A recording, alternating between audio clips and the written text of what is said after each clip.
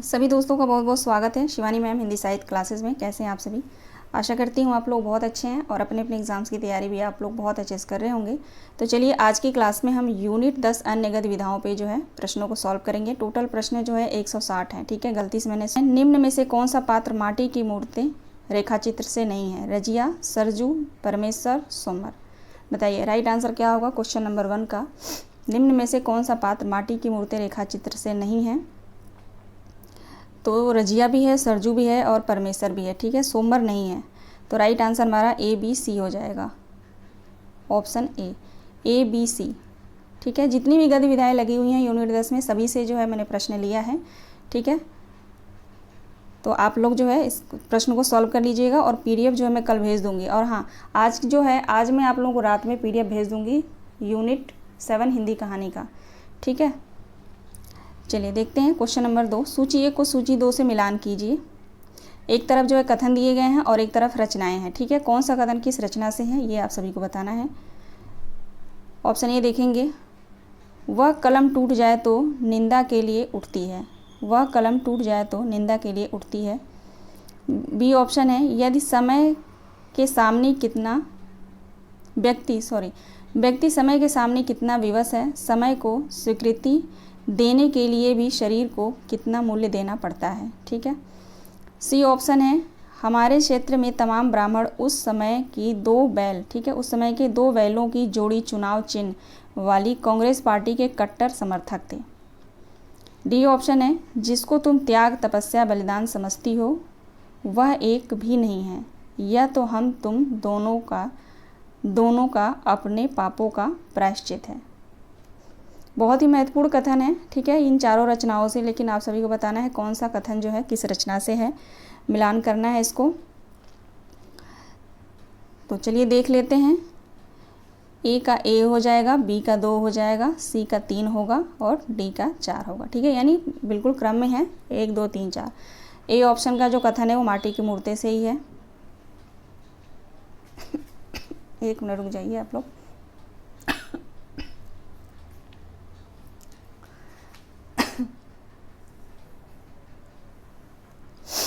ठीक है ना, ऑप्शन ए जो है वो माटी की मूर्ति से है और बी जो कथन है वो ठकुरी बाबा से है। सी ऑप्शन का जो कथन है वो मुर्दैया से है। ठीक है, और डी ऑप्शन जो है प्रेमचंद घर में। तो राइट आंसर 1 2 3 4 हो जाएगा, ऑप्शन ए बिल्कुल सही जवाब है। क्वेश्चन नंबर 3 देखिए, माटी की मूर्ति रचना में किस पात्र के कारण अचानक मौत हो जाने से लोग उसे डायन समझने लगते हैं? ये सभी पात्र जो है माटी की मूर्ति रचना से हैं। ठीक है, रजिया, रूपा की आजी, बुधिया, भौजी। तो क्वेश्चन के हिसाब से राइट आंसर हमारा हो जाएगा रूपा की आजी। ठीक है ना। अगला प्रश्न है, माटी की मूर्ति की पात्र रजिया की भेंट लेखक से किस शहर में हुई है? देखो इसको मैंने वन लाइनर में लिया है, तो ज़रूरी नहीं है कि ये क्वेश्चन जो है वन लाइनर में ही आएगा, कथन में भी आ सकता है। ठीक है, जैसे कथन में ही आप सभी को पता है एनटीए का जो पेपर आता है वो 85% या 80% जो है कथन में ही होता है मिलान करने के लिए। ठीक है ना, लेकिन इसको वन लाइनर में लिया है तो इसको आप लोग ध्यान में रखिएगा। ठीक है, माटी की मूर्ति की जो पात्र रजिया है उसकी भेंट लेखक से किस शहर में होती है? क्वेश्चन नंबर 4 का राइट आंसर हो जाएगा पटना शहर में, ऑप्शन ए राइट आंसर हो जाएगा। क्वेश्चन नंबर 5 देखिए, कला का काम जीवन को छिपाना नहीं उसे सुधारना है।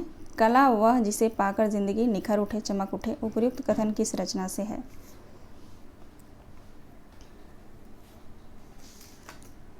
राइट आंसर हो जाएगा माटी की मूर्ति। माटी की मूर्ति रचना से ही ये कथन है। ठीक है, बहुत ही महत्वपूर्ण है। आगे चलिए क्वेश्चन नंबर 6 देखेंगे। माटी की मूर्ति रचना के संदर्भ में निम्नलिखित कथनों पर विचार कीजिए। ऑप्शन ए है, माटी की मूर्ति में लिखित सभी रेखाचित्र बेनीपुरी जी ने हजारीबाग सेंट्रल जेल में रहते हुए लिखे थे।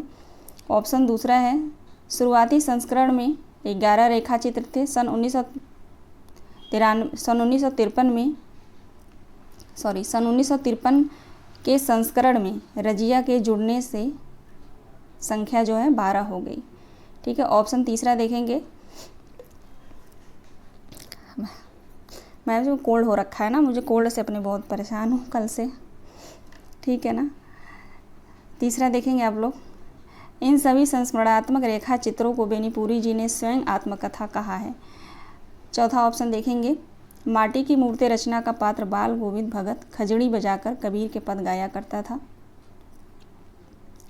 पांचवा ऑप्शन है, इस रचना का पात्र देव लेखक का बचपन का भाई है। राइट आंसर क्या होगा? क्वेश्चन नंबर 6 का राइट आंसर क्या हो जाएगा? चलिए देखते हैं। ऑप्शन ए बिल्कुल सही है, ऑप्शन दूसरा भी सही है और ऑप्शन 4 सही है, ठीक है। 1 2 4 इसमें राइट आंसर हो जाएगा। 1 2 4 ऑप्शन सी, ऑप्शन सी बिल्कुल राइट आंसर है, ठीक है ना। पांचवा ऑप्शन देखेंगे, इस रचना का पात्र देव लेखक के बचपन का भाई नहीं दोस्त होता है, ठीक है ना, दोस्त होता है, ठीक है। राइट आंसर 1 2 4 हमारा हो जाएगा। चलिए आगे बढ़ते हैं। माटी की मूर्ति रेखा चित्र का प्रकाशन वर्ष बताइए। माटी की मूर्ति रेखा चित्र का प्रकाशन वर्ष क्या है?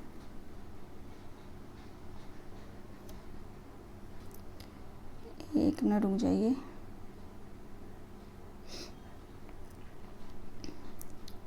ठीक है, बताइए क्वेश्चन नंबर 7 का राइट आंसर क्या होगा? माटी की मूर्ति रेखा चित्र का प्रकाशन वर्ष क्या होगा? राइट आंसर हो जाएगा 1946। अगला प्रश्न है, माटी की मूर्ति शब्द चित्र की शुरुआत किस महीने से होती है? माटी की मूर्ति शब्द चित्र की शुरुआत जो है किस महीने से होती है? क्वेश्चन नंबर 8 का राइट आंसर डी हो जाएगा, पूस महीने से, ठीक है। अगला प्रश्न है, मौन मेरी पराजय का चिन्ह नहीं, प्रयुक्त व जय की सूचना है। उपयुक्त कथन किस रचना से है? मौन मेरी पराजय का चिन्ह नहीं, प्रयुक्त व जय की सूचना है। यह कथन किस रचना से है? क्वेश्चन नंबर 9 का क्या होगा?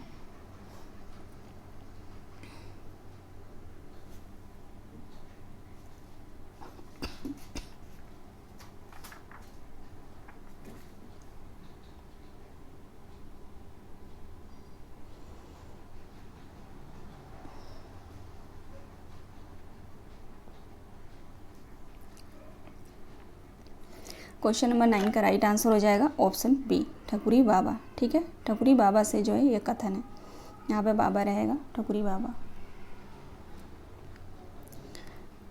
महादेवी वर्मा का कथन है वो, ठीक है। क्वेश्चन नंबर 10 देखेंगे, ठकुरी बाबा का संकलन किस संग्रह में है? ठकुरी बाबा का संकलन किस संग्रह में है?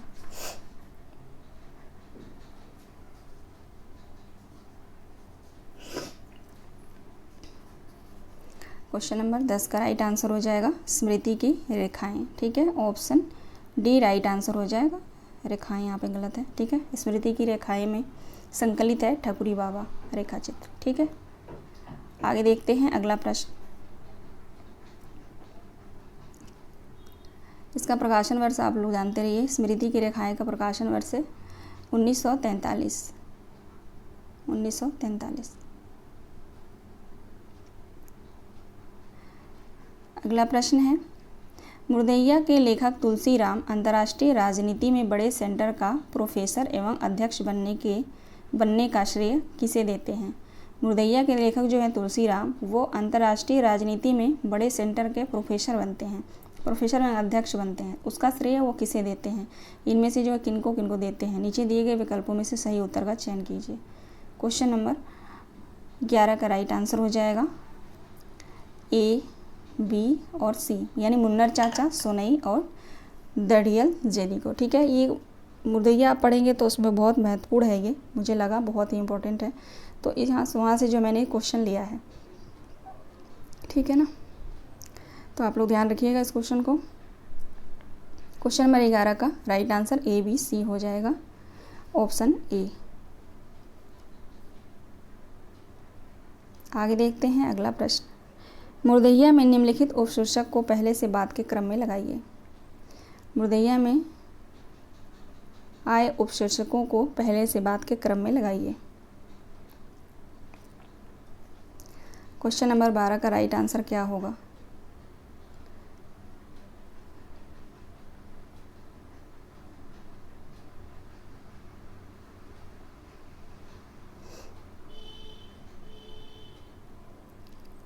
क्वेश्चन नंबर 12 का राइट आंसर हो जाएगा ऑप्शन सी। ठीक है, ऑप्शन सी बिल्कुल राइट आंसर होगा। पहले आएगा भूतैया पारिवारिक पृष्ठभूमि, फिर आएगा मुर्दैया तथा स्कूली जीवन, फिर आएगा अकाल में अधिवास, उसके बाद आएगा भूतैनिया नागिन, फिर आएगा चले बुद्ध की राह। ठीक है, ये मुर्दैया के जो उपशीर्षक हैं उनको सभी उपशीर्षकों को आप लोग याद रखिएगा। ठीक है ना।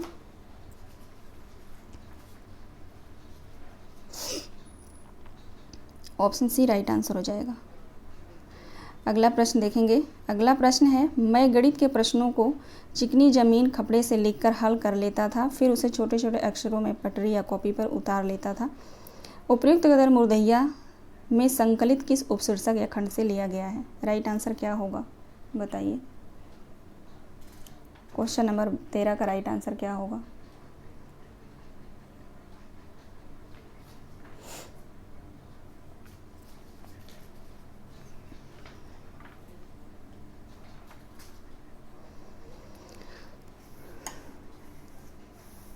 क्वेश्चन नंबर 13 का राइट आंसर हो जाएगा अकाल में अधिवास। ठीक है, अकाल में अधिवास जो शीर्षक है उससे जो है ये लिया गया है। ठीक है, इससे जो है प्रश्न बनता ही है। जो उपशीर्षक जो लगे हुए हैं छः उपशीर्षक जो लगे हुए हैं। ठीक है, तो इनको अच्छे से आप लोग याद कर लीजिएगा और किस उपशीर्षक में क्या बात की गई है, क्या बात किया है लेखक ने, उसको आप लोग ध्यान रखेंगे। ठीक है ना, पर क्योंकि प्रश्न वहीं से पूछा जाता है ज़्यादा। अगला प्रश्न है, मुर्दैया के लेखक तुलसीराम को आजमगढ़ जाकर पढ़ाई करने के लिए सुग्रीव सिंह ने कितने रुपए दिए थे? सुग्रीव सिंह ने तुलसीराम को कितने रुपए दिए थे आजमगढ़ जाकर पढ़ाई करने के लिए? 30 रुपये। ठीक है, आप पढ़ेंगे मुर्दैया तो उसमें साफ साफ लिखा हुआ है 30 रुपये। क्वेश्चन नंबर 15 देखेंगे। आज थोड़ा सा मैं जो है कोल्ड के कारण तेज़ नहीं बोल पा रही हूँ। ठीक है ना, लेकिन मुझे पूरा विश्वास है कि आवाज़ जो है अच्छी से आप लोगों को सुनाई दे रहा होगा। ठीक है, क्वेश्चन नंबर 15 देखेंगे। खेले लागे अंगना के कुंवर कन्हैया हो, बोले लागे मैया नौकी खोटो बल भैया हो।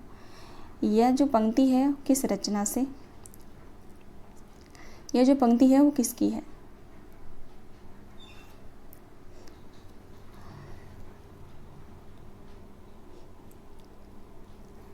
यह पंक्ति जो है किस पात्र की है ना? ठकुरी बाबा रेखाचित्र से किस पात्र का है? ठकुरी बाबा का, रजिया का, भक्तिन का या मुशिया का? तो ठकुरी बाबा का है। ठीक है, यह पंक्ति जो है ठकुरी बाबा का है, गीत है। ठीक है ना।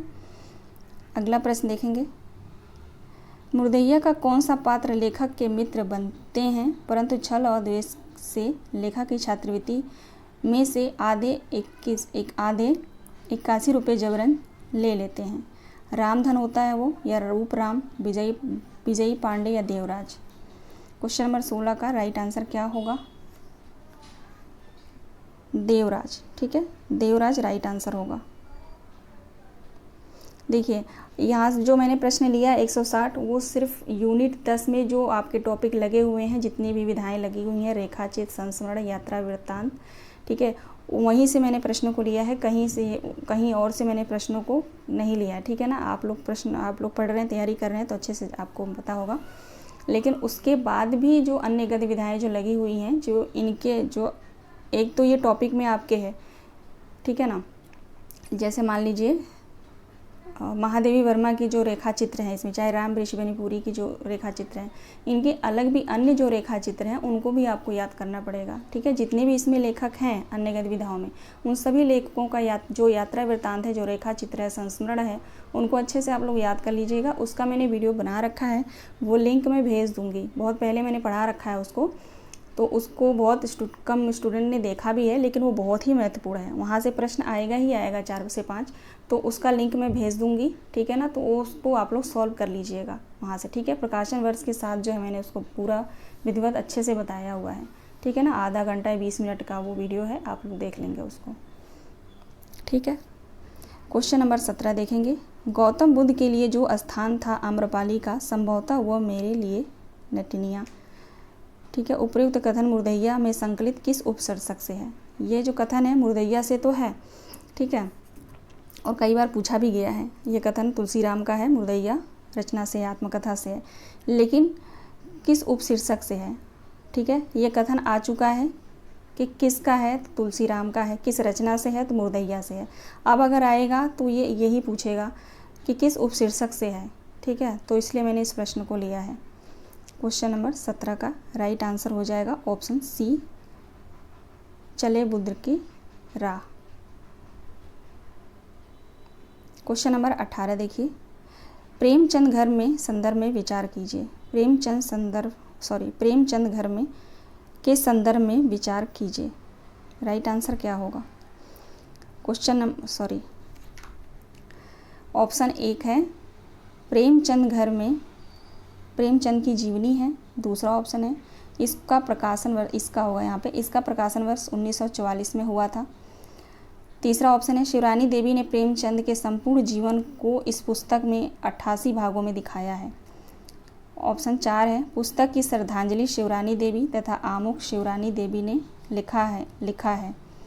ठीक है, यहाँ पे जो है आमुख शिवरानी देवी नहीं, यहाँ पे बनारसी दास होगा। ठीक है, बनारसी दास, ध्यान रखेंगे आप लोग। ये शिवरानी देवी कार्ड दे रही हूँ यहाँ पे, यहाँ इस लाइन में बनारसी देवी है। ठीक है, आमुख बनारसी देवी नहीं, सॉरी, बनारसी दास ने लिखा है। बनारसी दास चतुर्वेदी पूरा नाम है। ठीक है, पांचवा ऑप्शन है इस जीवनी में प्रेमचंद के बचपन से लेकर युवा अवस्था तक का वर्णन है। राइट आंसर क्या होगा? क्वेश्चन नंबर 18 का राइट आंसर क्या होगा? पहला बिल्कुल सही है, दूसरा भी सही है, ठीक है, तीसरा भी सही है, तीसरा ऑप्शन भी सही है, चौथा और पांचवा यहाँ पे गलत हो जाएगा। ठीक है ना, क्योंकि यहाँ पे मैंने दिया है ऑप्शन में पुस्तक की श्रद्धांजलि शिवरानी देवी ने लिखा है। शिवरानी देवी ने नहीं, ये श्रद्धांजलि जो है बनारसी दास चतुर्वेदी ने लिखा है। ठीक है, बनारसी दास चतुर्वेदी, और आमुख जो है वो शिवरानी देवी ने लिखा है, जो मैंने इसको उल्टा कर दिया था, ध्यान रखिएगा आप लोग। ठीक है, प्रेमचंद घर में जो रचना है इसका श्रद्धांजलि जो है बनारसी दास चतुर्वेदी ने लिखा है और आमुख जो है शिवरानी देवी ने लिखा है। ठीक है, उल्टा कर दिया था इसलिए गलत हो गया। और पांचवा ऑप्शन क्यों गलत है? इस जीवनी में प्रेमचंद के बचपन से लेकर युवा अवस्था का वर्णन है, नहीं, प्रेमचंद के बचपन से लेकर जन्म से लेकर इनके लास्ट दिन तक का वर्णन है। ठीक है, तो इसलिए दोनों ऑप्शन गलत है, बाकी तीनों बिल्कुल सही है। तो राइट आंसर 1, 2, 3 होगा। 1, 2, 3 राइट आंसर है। अगला प्रश्न है प्रेमचंद घर में जीवनी के अनुसार शिवरानी देवी ने प्रेमचंद का पहला उपन्यास किसे माना है? ये सभी प्रश्न को मैं करा चुकी हूँ, लेकिन उन्हीं प्रश्नों में से मैंने छांट के इन प्रश्नों को लिया है। ठीक है, 1 मिनट आप लोग होल्ड करिएगा, बस थोड़ा सा मैं एरोप्लेन मोड पे कर दूँ, नहीं तो फ़ोन आ जाएगा किसी ना किसी का। ठीक है, बताइए राइट आंसर क्या होगा? प्रेमचंद घर में जीवनी के अनुसार शिवरानी देवी ने प्रेमचंद का पहला उपन्यास किसे माना है? तो कृष्णा को माना है। ठीक है, कृष्णा को शिवरानी देवी ने, और प्रेमचंद घर में जीवनी के अनुसार, पुस्तक के अनुसार भी कृष्णा ही इनका जो है उपन्यास है पहला। ठीक है, अगला प्रश्न देखिए, शिवरानी देवी ने प्रेमचंद का उपन्यास प्रेमा का दूसरा नाम क्या बताया है? और दूसरा जो उपन्यास इनका माना गया वो प्रेमा को माना गया, लेकिन शिवरानी देवी ने इसका क्या नाम बताया? क्वेश्चन नंबर 20 का राइट आंसर क्या होगा? ए हो जाएगा विभव। ठीक है, विभव और वैभव में थोड़ा सा कन्फ्यूजन होगा, विभव याद रखिएगा आप लोग। अगला प्रश्न है धीमर में फंसियो अभिदीनहीन सफरीन, प्रेमचंद भोजन करे विद्या बुद्धि प्रवीण। उपयुक्त दोहा किस रचना से है? स्मृति की रेखाएं, प्रेमचंद घर में, गबन, सेवा सदन। राइट आंसर क्या होगा?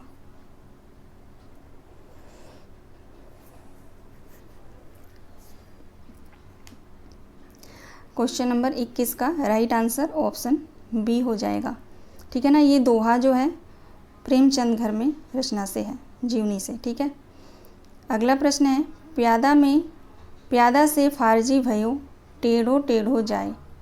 प्यादा से फारजी नहीं फर्जी भयो टेढ़ो टेढ़ो जाए, उपयुक्त दोहा किस रचना से लिया गया है। यह दोहा जो है किस रचना से लिया गया है, तो प्रेमचंद घर में। ये 2 दोहे हैं, तो दोनों दोहों को आप लोग याद रखिएगा, ठीक है। एक धीमर में फंसियो अभी दीनहीन सफरीन, और जो है प्यादा से फर्जी भयो टेढ़ो टेढ़ो जाए, ये दोनों दोहा है प्रेमचंद घर में जीवनी से, तो याद रखिएगा आप लोग। अगला प्रश्न है, स्त्री में स्त्रीत्व ही नहीं बल्कि मातृत्व भी होना चाहिए। जब तक वह भाव ना हो तब तक किसी से प्यार पालन कुछ भी संभव नहीं है। उपयुक्त कथन प्रेमचंद घर में रचना से किस पात्र का है। ये तो कथन है, आप लोग ध्यान रखिएगा। प्रेमचंद घर में जीवनी से यह कथन है, लेकिन किसका है, प्रेमचंद का, शिवरानी देवी का, देवी प्रसाद का, या कमला का। राइट आंसर क्या होगा।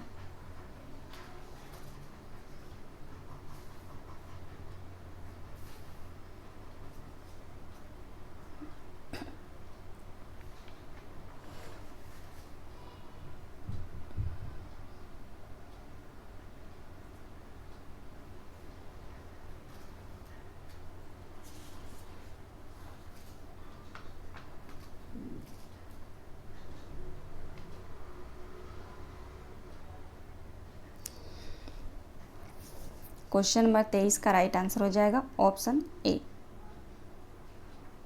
ठीक है। ये स्वयं जो है प्रेमचंद ने कहा है, ठीक है ना। चलिए आगे देखते हैं। मुर्दैया के संदर्भ में विचार कीजिए। मुर्दैया के संदर्भ में विचार कीजिए। क्वेश्चन नंबर 24 का राइट आंसर क्या हो जाएगा। क्वेश्चन नंबर 24 का राइट आंसर क्या होगा।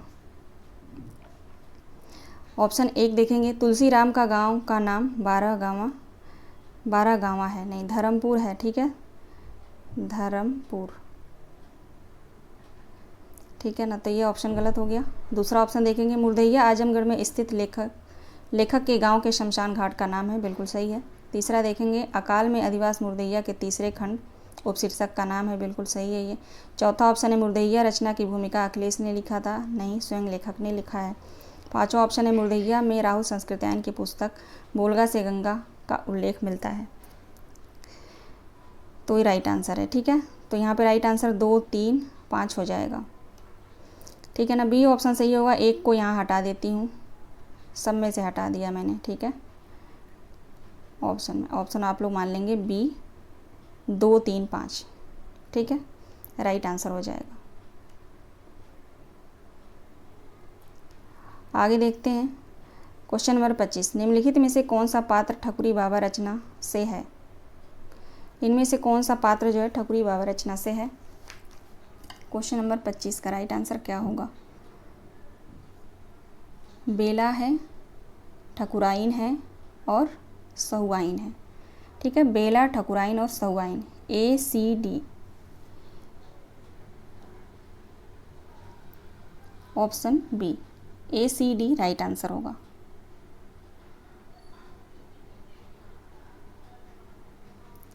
क्वेश्चन नंबर 26 देखिए, व्यक्ति समय के सामने कितना विवश है। समय को स्वीकृति देने के लिए भी शरीर को कितना मूल्य देना पड़ता है।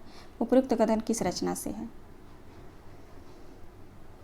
राइट आंसर क्या होगा क्वेश्चन नंबर 26 का।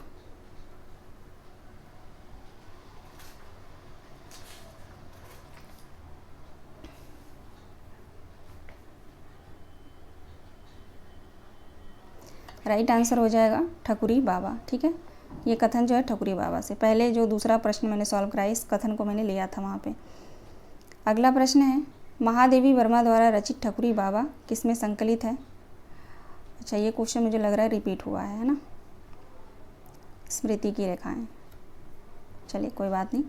क्वेश्चन नंबर 28, स्मृति की रेखाएं रचना में कितने रेखा चित्र हैं।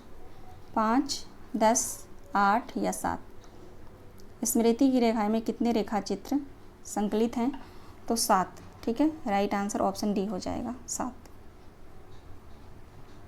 ठकुरी बाबा रेखाचित्र के संदर्भ में संगत बताइए। पहला ऑप्शन है, इसके नायक ठकुरी बाबा स्वयं हैं। बी ऑप्शन है, सॉरी, इसमें एक देहाती कवि के जीवन को चित्रित किया गया है। सी ऑप्शन है, लेखिका महादेवी वर्मा की ठकुरी बाबा से भेंट प्रयाग में उनके कल्पवास के दौरान हुई थी। डी ऑप्शन है, इस रचना का प्रकाशन वर्ष 1943 है, या उपरोक्त सभी। राइट आंसर क्या होगा? उपरोक्त सभी। ठीक है, उपरोक्त सभी राइट आंसर होगा। संगत बताना है ना, तो उपरोक्त सभी होगा। आगे देखिए, अगला प्रश्न है, आप हुदरी आत्मकथा के प्रथम भाग का क्या नाम है? आप हुदरी आत्मकथा जो है इसका प्रथम भाग का क्या नाम है? राइट आंसर क्वेश्चन नंबर 30 का हो जाएगा ऑप्शन बी, हादसे। हादसे को भी आप लोग थोड़ा सर्च करके पढ़ लीजिएगा। जो हादसे ये इसका जो पहला भाग है आप हुदरी आत्मकथा का, इसको आप लोग ज़रूर पढ़ लीजिएगा। ठीक है, महत्वपूर्ण है ये।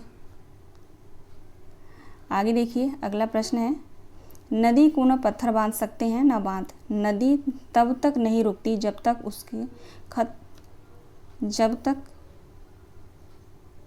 उसके पानी का स्रोत खत्म नहीं हो जाता, और मैंने अपने भीतर के स्त्री के स्रोत को कभी खत्म नहीं होने दिया। कभी खत्म नहीं होने दिया। ठीक है, उपरोक्त कथन किस रचना से है? आप हुदरी, मेरी तिब्बत यात्रा, भोलाराम का जीव, एक कहानी है भी। राइट आंसर क्या होगा? क्वेश्चन नंबर 31 का। क्वेश्चन नंबर 31 का राइट आंसर ऑप्शन ए हो जाएगा, आप हुदरी। ठीक है, रमणिका गुप्ता का कथन है ये।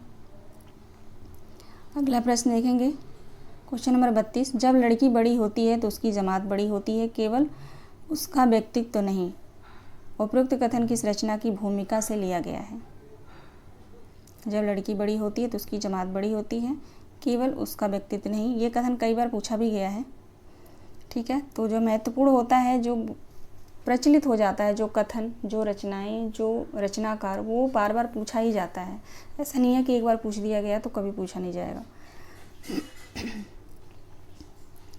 क्वेश्चन नंबर 32, आप हुदरी। ठीक है, आप हुदरी की भूमिका से लिया गया है ये।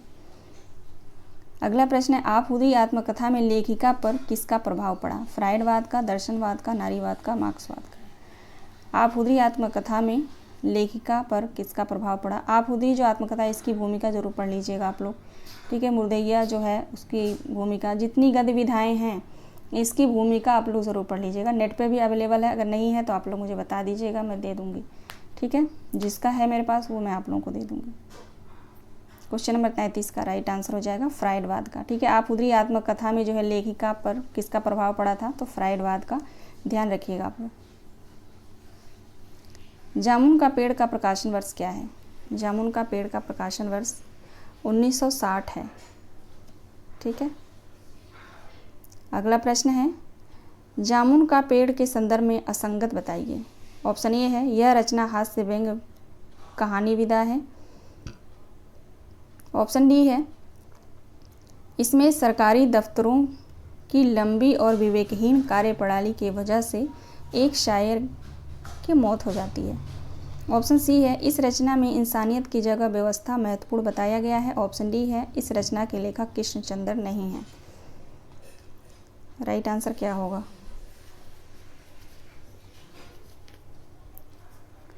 राइट आंसर ऑप्शन डी हो जाएगा। ठीक है, क्योंकि इस रचना के लेखक जो हैं कृष्णचंद्र ही हैं, बाकी सभी ऑप्शन जो है बिल्कुल संगत हैं। ठीक है, लेकिन असंगत पूछा गया है तो राइट आंसर हमारा ऑप्शन डी हो जाएगा। अगला प्रश्न है, जामुन का पेड़ के पात्र इनमें से कौन है? क्वेश्चन होना चाहिए, निम्नलिखित में से जामुन के पेड़ के पात्र हैं, बताइए। चपरासी, माली, शायर, क्लर्क। तो सभी हैं। राइट आंसर ऑप्शन डी हो जाएगा। ऑप्शन डी नहीं है, ऑप्शन ई होना चाहिए यहाँ पे, उपरोक्त सभी। ठीक है ना, उपरोक्त सभी ई ऑप्शन। क्वेश्चन नंबर 37 देखेंगे, जामुन का पेड़ रचना में किस विभाग का उल्लेख नहीं है? आप लोग जामुन का पेड़ पढ़े होंगे तो उसमें जो है विभागों का जो है उल्लेख वहाँ पे हुआ है, तो उन विभागों का नाम आप लोग याद रखेंगे। क्वेश्चन नंबर 37 का राइट आंसर ऑप्शन ई हो जाएगा सिंचाई विभाग, ठीक है। बाकी वाणिज्य विभाग, कृषि विभाग, हॉर्टिकल्चर और संस्कृत विभाग, ठीक है, ये सभी हैं, सिंचाई विभाग नहीं है। आगे देखेंगे, जामुन का पेड़ कितना फलदार है? उपयुक्त कथन जामुन का पेड़ से किस पात्र का है?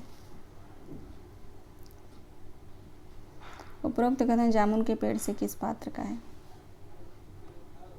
क्वेश्चन नंबर 38 का ए हो जाएगा, क्लर्क कहता है ये, ठीक है।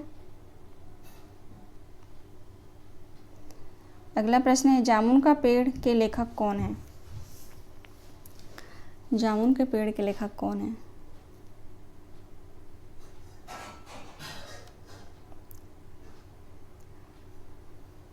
सी ऑप्शन सही होगा, कृष्णचंद्र।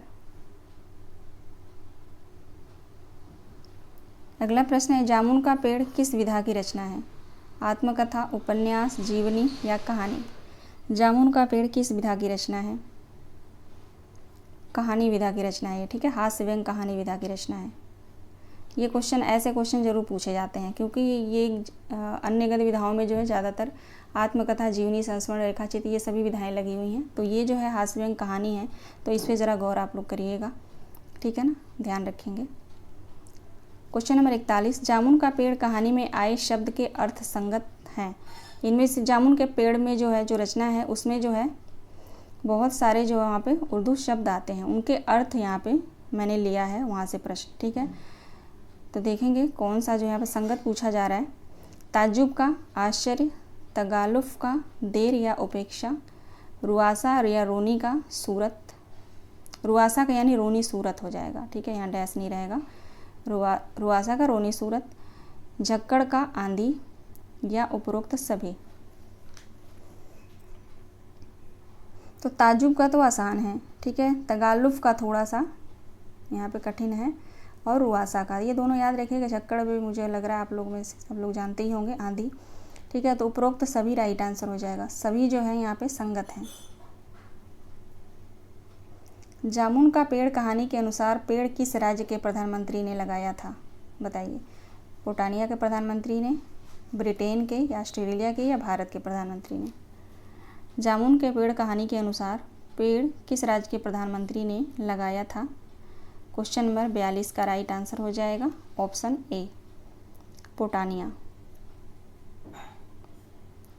आगे देखते हैं क्वेश्चन नंबर 43, जामुन के पेड़ के नीचे दबा हुआ आदमी क्या था? शायर था, गायक था, किसान था या माली था? जामुन के पेड़ के नीचे दबा हुआ आदमी क्या था? तो एक शायर था, ठीक है ना। क्वेश्चन नंबर 43 का राइट आंसर ऑप्शन ए हो जाएगा, शायर। आगे चलिए, अगला प्रश्न है, एक कहानी यह भी के संदर्भ में विचार कीजिए। एक कहानी यह भी के संदर्भ में विचार कीजिए। ऑप्शन एक है, इस रचना का प्रकाशन वर्ष 2008 है, 2008 नहीं 2007 है, ठीक है, गलत हो जाएगा ये। दूसरा ऑप्शन देखेंगे, इसमें लेखिका के बचपन से लेकर तलाक की कहानी है। तीसरा ऑप्शन देखते हैं, यह 2 भागों में प्रकाशित है।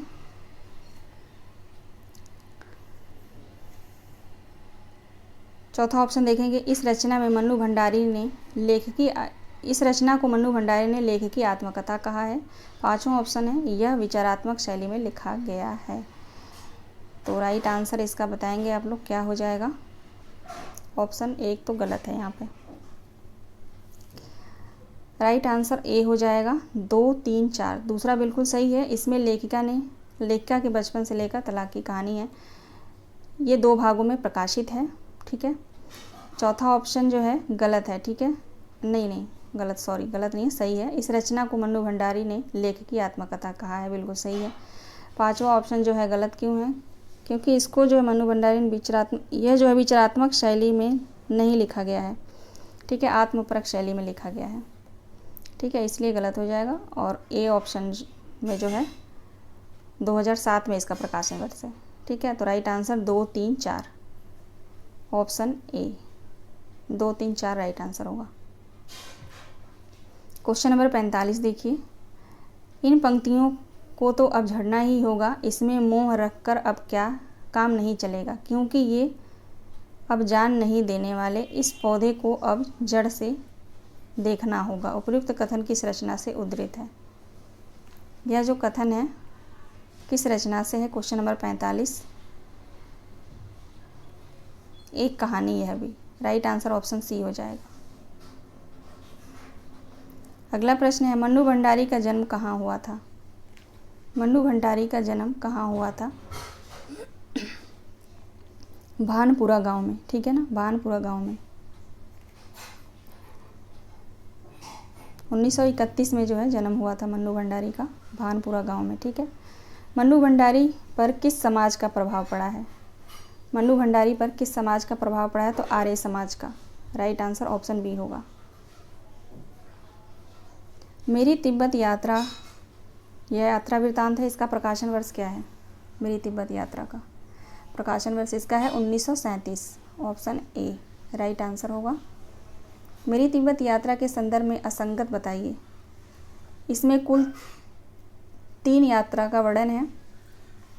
ऑप्शन बी है, इस वृत्तांत के अंतिम 2 अध्याय सरस्वती पत्रिका में प्रकाशित हुए थे।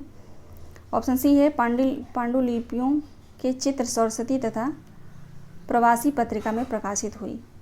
यानी मेरी तिब्बत यात्रा की जो पांडुलिपियों के जो चित्र हैं वो सरस्वती तथा प्रवासी पत्रिका में प्रकाशित हुई थी, ठीक है। ऑप्शन डी है, यह रचना एक जीवनी विधा है। ऑप्शन ई है, इस रचना में 5 अध्याय हैं। तो मैंने पहले ही बता दिया ये रचना जो है यात्रा वृत्तांत है, तो यहाँ जीवनी विधा मैंने लिखा है, तो ये असंगत पूछा गया है, तो राइट आंसर ऑप्शन डी हो जाएगा। बाकी सभी जो ऑप्शन हैं बिल्कुल सही हैं। क्वेश्चन नंबर 50, राहुल सांस्कृत्यायन का जन्म कब हुआ था? राहुल सांस्कृत्यायन का जन्म कब हुआ था? 1893। राइट आंसर ऑप्शन ए हो जाएगा। अगला प्रश्न देखिए, मेरी तिब्बत यात्रा के प्रथम खंड लहासा से उत्तर की ओर के अनुसार राहुल सांस्कृत्यायन लहासा में कितने महीने और कितने दिन रहे थे? बहुत डीप प्रश्न है ये, अगर आप लोगों ने पढ़ा होगा तो बहुत अच्छे से आपको पता होगा। मेरी तिब्बत यात्रा के प्रथम खंड लहासा से उत्तर की ओर के अनुसार जो है राहुल सांस्कृत्यायन लहासा में कितने महीने और कितने दिन रह के आए थे, तो वहाँ पे जिक्र हुआ है, ठीक है ना। तो 2 महीना और 11 दिन रह के आए थे, ध्यान रखिएगा आप लोग। चलिए क्वेश्चन नंबर 52 देखिए, मेरी तिब्बत यात्रा के अनुसार राहुल जी अभिसमय अलंकार टीका और वाद्य न्याय टीका खोज पाने का सौभाग्य कहाँ मिला? मेरी तिब्बत यात्रा वृत्तांत के अनुसार जो है राहुल सांस्कृत्यायन को ये रचना जो आप लोग याद रखिएगा, अभिसमय अलंकार टीका और वाद्य न्याय टीका, इन दोनों की खोज पाने का सौभाग्य इनको कहाँ मिला था? लहासा में, तिब्बत में, नेपाल में, कश्मीर में। ये भी बहुत डीप है प्रश्न, ठीक है। तो ए ऑप्शन बिल्कुल सही होगा, लहासा में, ऑप्शन ए। भोट सरकार से चिट्ठी मिलने वाली है यात्रा संबंधी सुविधा हेतु। उपयुक्त कथन भोट सरकार का क्या आशय है? यह जो कथन है मेरी तिब्बत यात्रा से ही है, ठीक है। तो ये कथन जो है मेरी तिब्बत यात्रा रचना से राहुल सांस्कृत्यायन का है। भोट सरकार से चिट्ठी मिलने वाली है यात्रा संबंधी सुविधा हेतु। उपयुक्त कथन में जो है भोट सरकार जो दिया गया है, ठीक है, ये शब्द भोट सरकार, इसका क्या आशय है? तिब्बत, लहासा, नेपाल या कश्मीर। क्वेश्चन नंबर 53 का राइट आंसर ए हो जाएगा, तिब्बत, ठीक है ना। भोट सरकार, वहाँ पे जो तिब्बत में जो भोट सरकार बोला जाता था, ठीक है। आगे देखेंगे, अगला प्रश्न है, अरे ये यावर रहेगा याद के संदर्भ में संगत बताइए। ऑप्शन ए है, इस यात्रा वृत्तांत में द्वितीय विश्व युद्ध से लेकर आज़ादी तक के पूरे हिंदुस्तान का भूगोल और कालखंड सामने रखा गया है। ऑप्शन बी है, अगे ने अपनी यात्रा में लाहौर, कश्मीर, पंजाब, बंगाल, औरंगाबाद, असम आदि प्रदेशों का उल्लेख है, ठीक है। ध्यान रखिएगा आप लोग, अरे यावर रहेगा याद में जो है लाहौर, कश्मीर, पंजाब, बंगाल, औरंगाबाद, असम, इन सभी प्रदेशों का उल्लेख मिलता है। ऑप्शन सी है, इसमें भारतीय क्षेत्रों की यात्रा का वर्णन है। ऑप्शन डी है इस पुस्तक में अज्ञेय, एलुरा, अल्फ्ता और कन्याकुमारी, हिमाचल आदि का यात्रा करते हैं। ऑप्शन ई है उपरोक्त सभी। संगत बताना है, बताइए।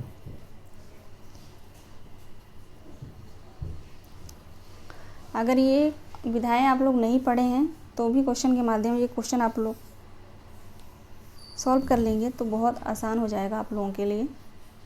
ई ऑप्शन बिल्कुल सही है। ई ऑप्शन जो है बिल्कुल सही है। उपरोक्त सभी, सभी जो है बिल्कुल संगत हैं। ठीक है, आगे चलिए। अगला प्रश्न है, पार्श्वगृह का नम्र चीड़ों में डगर चढ़ती उमंगों सी, बिछी पैरों में नदी ज्यों दर्द की रेखा, बिहग शिशु मौन नीड़ों में। उपरोक्त पंक्ति किस पुस्तक से है? अरे ये यावर रहेगा याद। एक बूंद सहसा उछली, मेरी तिब्बत यात्रा, जामुन का पेड़। क्वेश्चन नंबर 55 का राइट आंसर क्या होगा? अरे ये यावर रहेगा याद। ठीक है, ऑप्शन ए राइट आंसर होगा।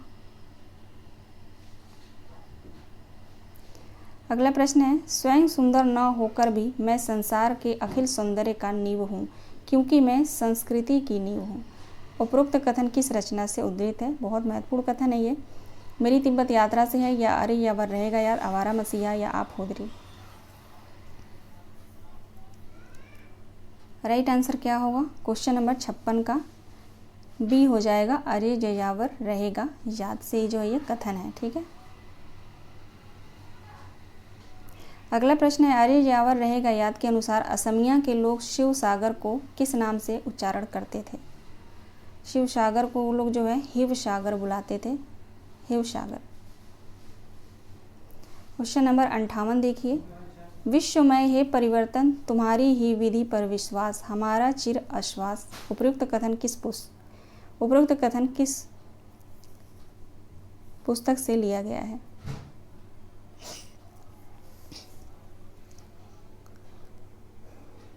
क्वेश्चन नंबर 58 का राइट आंसर हो जाएगा ऑप्शन ए। बहुत महत्वपूर्ण इसमें जो है कथन दिए गए हैं, यारी यावर रहेगा याद। अगर पूछेगा तो इसमें कथन ही ज़्यादा पूछेगा। ठीक है ना, तो इसलिए मैंने कथन जो मुझे लगा महत्वपूर्ण है उसको मैंने लिया है। क्वेश्चन नंबर 59 देखिए, निम्न में से कौन सा यात्रा वृत्तांत विदेशी पृष्ठभूमि को लेकर लिखा गया है? ये इस क्वेश्चन को काट दीजिए, इसको मैं कल बताऊँगी, कल जो आधा क्लास लूँगी ना उसमें बताऊँगी। ठीक है, इसको छोड़ दीजिए। इसमें इस प्रश्न में कोई एक दिक्कत है ऑप्शन में। ठीक है, अगला प्रश्न देखेंगे 60, अरे जयावर रहेगा याद का प्रकाशन वर्ष क्या है? अरे यावर रहेगा याद का प्रकाशन वर्ष है 1952। ठीक है, 1952। हेलो दोस्तों, आप सभी का बहुत बहुत स्वागत है शिवानी मैम हिंदी साहित्य क्लासेस में। चलिए कल की क्लास को आगे बढ़ाते हैं। कल की क्लास में जो है यूनिट 10 अन्य गद्य विधाओं से संबंधित प्रश्नों को सॉल्व कर रहे थे। इसमें जो है हमने 60 प्रश्नों को सॉल्व कर लिया था, है ना।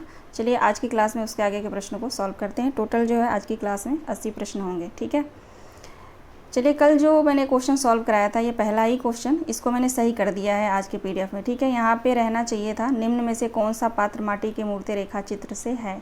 ठीक है, और कल जो मैंने पढ़ाया था उस पीडीएफ में नहीं था, नहीं को मैंने हटाया नहीं था, लेकिन आज हटा दिया क्योंकि ये जो पीडीएफ मैं आप लोगों के पास जो है सेंड करूँगी आंसर के साथ। ठीक है ना, तो इस पर है रहेगा, तो इसको मैंने सही कर दिया है। इसका राइट आंसर यहाँ पे ए, बी और सी। ठीक है, ए, बी और सी हो जाएगा। ठीक है ना, चलिए कल जो है हम 60 प्रश्न तक सॉल्व कर लिए थे, देखेंगे आज क्वेश्चन नंबर 61 से।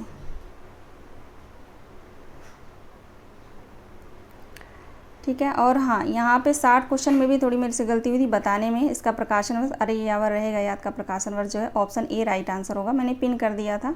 ठीक है ना, चलिए यहाँ से क्लास स्टार्ट करेंगे आज की। क्वेश्चन नंबर 61, एक बूंद सहसा उछली रचना का प्रकाशन वर्ष क्या है? एक बूंद सहसा उछली प्रकाशन वर्ष बताइए। राइट आंसर हो जाएगा इसका ऑप्शन सी 1960। ठीक है, 1960। आगे देखते हैं, अगला प्रश्न है, अरे ययावर रहेगा याद में कितने अध्याय हैं? अरे ययावर रहेगा याद में कितने अध्याय हैं? अज्ञेय की रचना है ये। ठीक है, बहुत ही ये जो है बहुत ही महत्वपूर्ण यात्रा वृत्तांत है अज्ञेय का। ठीक है, इसमें जो है कुल 8 अध्याय हैं। ठीक है, 8 अध्याय। राइट आंसर ऑप्शन ए होगा। आगे देखते हैं, अब यहाँ पे जो है मैंने अध्यायों से जो प्रश्न लिया है, ठीक है, यहाँ से प्रश्न आ भी चुका है और आएगा भी, ठीक है ना। अरे यायावर रहेगा याद के अध्यायों को पहले से बाद के क्रम में रखिए। सबसे पहले जो है कौन सा आएगा यहाँ पे, तो देखेंगे सबसे पहले परशुराम से दुखराम आएगा, उसके बाद आएगा किरणों की खोज में, ठीक है, यहाँ पे मैं लिखते चलती हूँ, पहले 2 आएगा, ठीक है, उसके बाद किरणों की खोज तो 1 हो जाएगा, उसके बाद आएगा मौत की घाटी, फिर यहाँ पे 3 होगा, फिर आएगा एलूरा, ठीक है, एलूरा फिर 5 हो जाएगा, उसके बाद आएगा मांजुली, ठीक है, 4 हो जाएगा। 2 1 3 4 5 राइट आंसर होगा, ठीक है ना। इसे को क्रम में आप लोग याद कर लीजिएगा, ठीक है, यहाँ से प्रश्न जो है आता है, ठीक है। तो राइट आंसर हमारा हो जाएगा 2 1 3 4 5, ऑप्शन ए 2 1 3 4 5 राइट आंसर है, ठीक है। चलिए आगे देखते हैं अगला प्रश्न। अरे यावर रहेगा याद के अंतिम अध्याय का नाम क्या है। अंतिम अध्याय, टोटल 8 अध्याय हैं, ठीक है, तो अंतिम अध्याय का नाम बताना है आप सभी को। राइट आंसर क्या होगा, अंतिम अध्याय का क्या नाम है, मौत की घाटी, बहता पानी निर्मल, देवताओं के अंचल में, या सागर सोवियत मेघ मेखलित।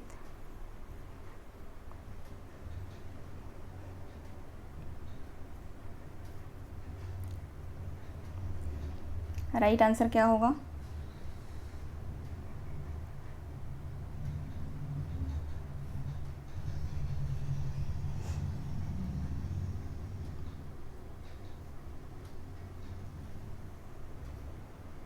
राइट आंसर हो जाएगा ऑप्शन डी, ठीक है, ऑप्शन डी। सबसे जो अंतिम अध्याय है ये वो है सागर सोवियत मेघ मेखलित, ठीक है, राइट आंसर हो जाएगा ऑप्शन डी। चलिए आगे बढ़ते हैं।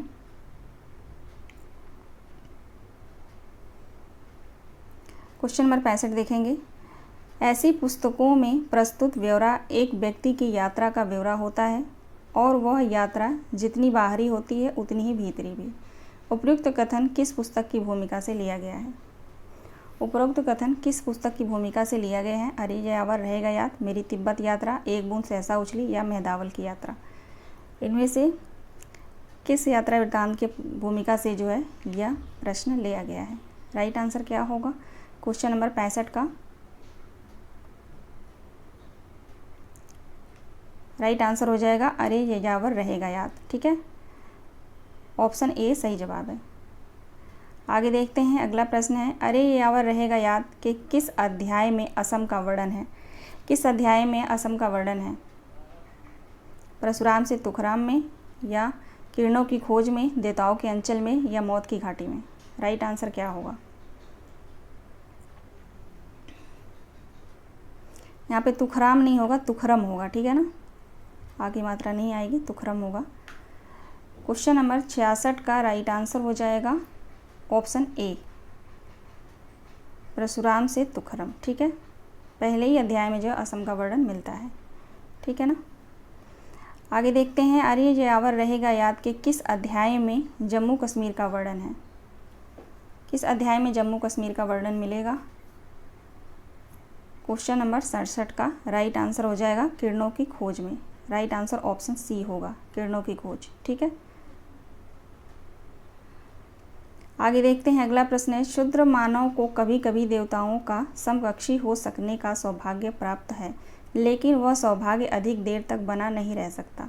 उपयुक्त कथन अरे यावर रहेगा याद कि किस अध्याय से लिया गया है। ये जो कथन है वो किस अध्याय से है। मौत की घाटी में, किरणों की खोज में, देवताओं के अंचल में, या एलूरा में। एलूरा जो है 5वां अध्याय है, ठीक है ना, एलूरा 5वां अध्याय है, ध्यान रखेंगे आप लोग। देवताओं के अंचल में, देवताओं के अंचल में 3रा अध्याय है। किरणों की खोज में,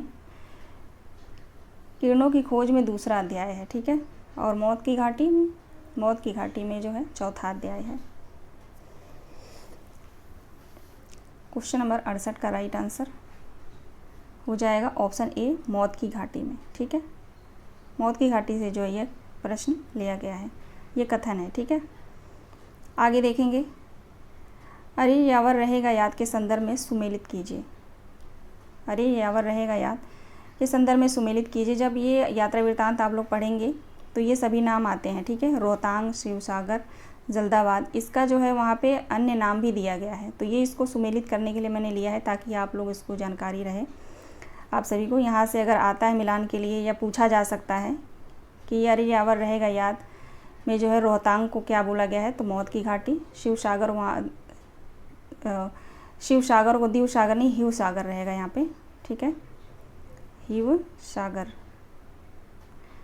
रहेगा, ठीक है। और यहाँ पे खुलदाबाद होगा, जल्दाबाद गलती से टाइप हो गया है, खुलदाबाद, ठीक है। खुलदाबाद को जो है स्वर्ग की बस्ती कहा गया है। तो उपरोक्त सभी ये सभी सुमेलित हैं। राइट आंसर ऑप्शन डी हो जाएगा। इन शब्द को आप लोग ध्यान रखिएगा, ठीक है ना। कुछ क्वेश्चन नंबर 69 का राइट आंसर ऑप्शन डी हो जाएगा। आगे देखते हैं, अगला प्रश्न है आवारा मसीहा के संदर्भ में विचार कीजिए। आवारा मसीहा के संदर्भ में विचार कीजिए। राइट आंसर क्या होगा क्वेश्चन नंबर 70 का। ऑप्शन ए है हिंदी ग्रंथ रत्नाकर बम्बई के स्वामी श्री नाथू प्रेमी ने शरद साहित्य का प्रमाणिक अनुवाद हिंदी में प्रकाशित किया है। ऑप्शन दूसरा है शरद चंद्र के पिता का नाम मोतीलाल चट्टोपाध्याय और माता का नाम भुवन मोहिनी था। ऑप्शन तीसरा है शरद चंद्र रंगून में रहकर कलर की नौकरी कर रहे थे जो अस्थायी था। ऑप्शन चौथा है बड़ी दीदी कहानी के प्रकाशन के समय शरद रंगून से वापस अपने गांव भाग गए थे। ऑप्शन पांचवा है श्रीकांत तथा विराज बहू जैसे उपन्यास की रचना की और अंत में वह त्याग पत्र देकर कोलकाता चले गए। राइट आंसर क्या होगा?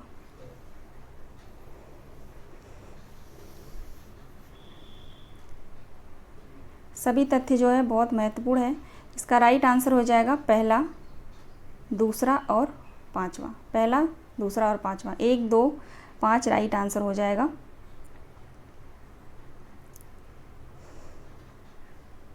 एक, दो, 5 यहाँ पे राइट आंसर होगा, ठीक है। लेकिन ऑप्शन में है नहीं, तो ए ऑप्शन यहाँ पे जो है इसको हम ए ऑप्शन बना देते हैं पहला, ठीक है। A B C D, ठीक है। तो इसको 3 को काट देते हैं, यहाँ पे लिख देते हैं 5, ठीक है। तो 1, 2, 5 राइट आंसर होगा। अब जो गलत है उसको एक बार देख लेते हैं। तीसरा क्यों गलत है? शरद चंद्र रंगून में रहकर कलर की नौकरी कर रहे थे जो अस्थायी था। अस्थायी तो था लेकिन बाद में अस्थायी हो गया था, ठीक है ना। तो ये बात ध्यान रखेंगे आप लोग, इसलिए गलत हो गया ये पॉइंट। चौथा ऑप्शन क्यों गलत है? बड़ी दीदी कहानी के प्रकाशन के समय शरद रंगून से वापस अपने गाँव भाग गए थे। गाँव नहीं गए थे, वहीं पर थे, ठीक है, रंगून में ही थे। तो इसलिए जो है ये ऑप्शन गलत है दोनों, ठीक है। ज़रा सा माइनर से यहाँ पे जो है गलती है, तो पेपर में भी तो ऐसे ही आता है, छोटी सी गलती होती है वहाँ भी, ठीक है ना। तो ध्यान रखेंगे आप लोग। राइट आंसर 1, 2, 5 रहेगा, ठीक है, ऑप्शन ए।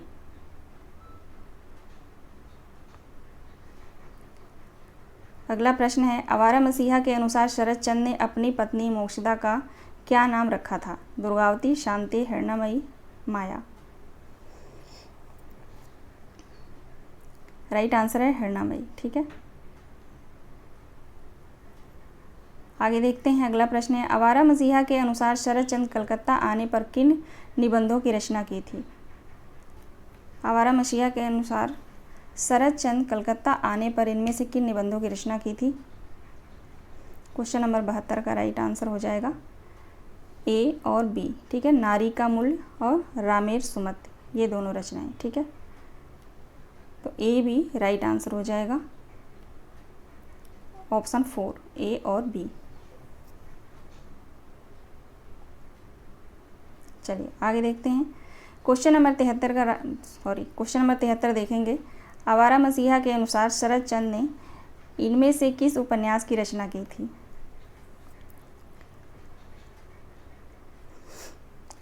आवारा मसीहा के अनुसार शरद चंद्र ने इनमें से किस उपन्यास की रचना की थी? राइट आंसर क्या होगा? 73 का डी राइट आंसर हो जाएगा, ए और बी, ठीक है, श्रीकांत और विराज बहू। ओके, राइट आंसर ए और बी होगा।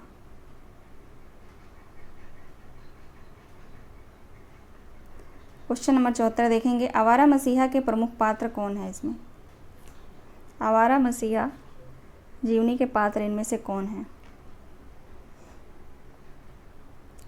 केदारनाथ, मोतीलाल, भुवन मोहिनी, अघोरनाथ, उपरोक्त सभी। राइट आंसर क्या होगा? इनमें से प्रमुख पात्र कौन है? सभी हैं। राइट आंसर ऑप्शन ई हो जाएगा, ठीक है ना।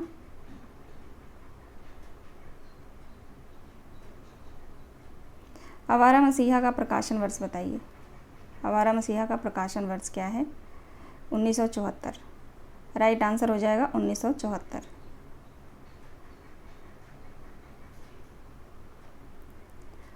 अगला प्रश्न है, आवारा मसीहा में कितने पर्व हैं? आवारा मसीहा रचना में कितने पर्व हैं? तो 3 पर्व हैं, 3 पर्वों में विभाजित है, ठीक है। आगे चलिए, आगे देखते हैं। क्वेश्चन नंबर 77, सत्य कथन बताइए। ए ऑप्शन है, शरद चंद्र ने मूर्छिदा से शैव रीति से विवाह किया था। बी ऑप्शन है, आवारा मसीहा बंगला कथाकार शरद चंद्र की जीवनी विधा है। सी ऑप्शन है, शरद चंद्र के जीवन की कथा की शुरुआत भागलपुर ननिहाल से होती है। और डी ऑप्शन है, शरद चंद्र का जन्म हुगली जिले के गांव देवानंदपुर में हुआ था। ई ऑप्शन है उपरोक्त सभी। सत्य कथन बताना है इसमें से। राइट आंसर क्या होगा क्वेश्चन नंबर 77 का? राइट आंसर हो जाएगा उपरोक्त सभी, ई ऑप्शन, ठीक है। E option, E option right answer होगा। सभी जो यहाँ पे पॉइंट दिए गए हैं सभी सत्य हैं। अगला प्रश्न है, आवारा मसीहा को लिखने में विष्णु प्रभाकर जी को कितने वर्ष लगे थे? आवारा मसीहा जीवनी को लिखने में प्रभाकर जी को कितने समय लगे थे? 14 वर्ष। राइट आंसर हो जाएगा ऑप्शन डी। क्वेश्चन नंबर 79, आवारा मसीहा के अनुसार शरद चंद्र के किस रचना को अंग्रेजों ने जब्त कर लिया था? आवारा मसीहा जीवनी के अनुसार शरद चंद्र के किस रचना को अंग्रेजों ने जब्त कर लिया था? 79 का राइट आंसर क्या होगा? ऑप्शन ए हो जाएगा पाथेर दावी, ठीक है ना। चलिए आगे देखेंगे। क्वेश्चन नंबर 80, शरद चंद्र के बचपन की प्रेमिका का क्या नाम था? धीरू, नीरजा, चंदा, शांति। शरद चंद्र की बचपन की प्रेमिका का क्या नाम था? धीरू नाम था, ठीक है। ऑप्शन ए सही जवाब है। आगे चलते हैं। अगला प्रश्न, नयनतारा शशि तारा किस रचना की पात्र हैं? नयनतारा और शशि तारा किस रचना के पात्र हैं? आवारा मसीहा, एक साहित्य की डायरी, मेरी तिब्बत यात्रा या आप हुदरी। यहाँ पे सी ऑप्शन में मेरी तिब्बत यात्रा रहेगा, ठीक है। नयनतारा और शशि तारा जो पात्र हैं वो हैं आवारा मसीहा से, ठीक है। राइट आंसर ए हो जाएगा। अगला प्रश्न है, आवारा मसीहा में संकलित पर्व दिशांत में कितने उपशीर्षक हैं? राइट आंसर क्या होगा? आवारा मसीहा जीवनी में संकलित जो पर्व है दिशांत, ठीक है, इसमें कितने उपशीर्षक लगे हुए हैं? आप सभी को पता है 3 पर्वों में विभाजित है, ठीक है। आगे प्रश्न है उससे, तीनों पर्वों में जो उपशीर्षक लगे हुए हैं तो वहीं से प्रश्न को मैंने लिया है कि दिशांत जो उपशीर्षक है इसमें दिशांत जो पर्व है इसमें कितने उपशीर्षक हैं?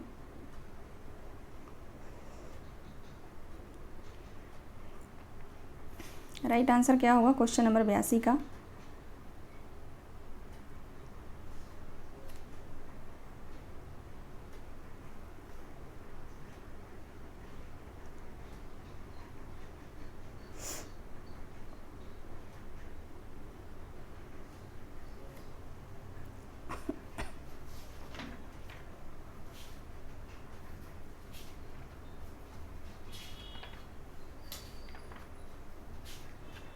एक मिनट आप लोग रुक जाइए थोड़ा।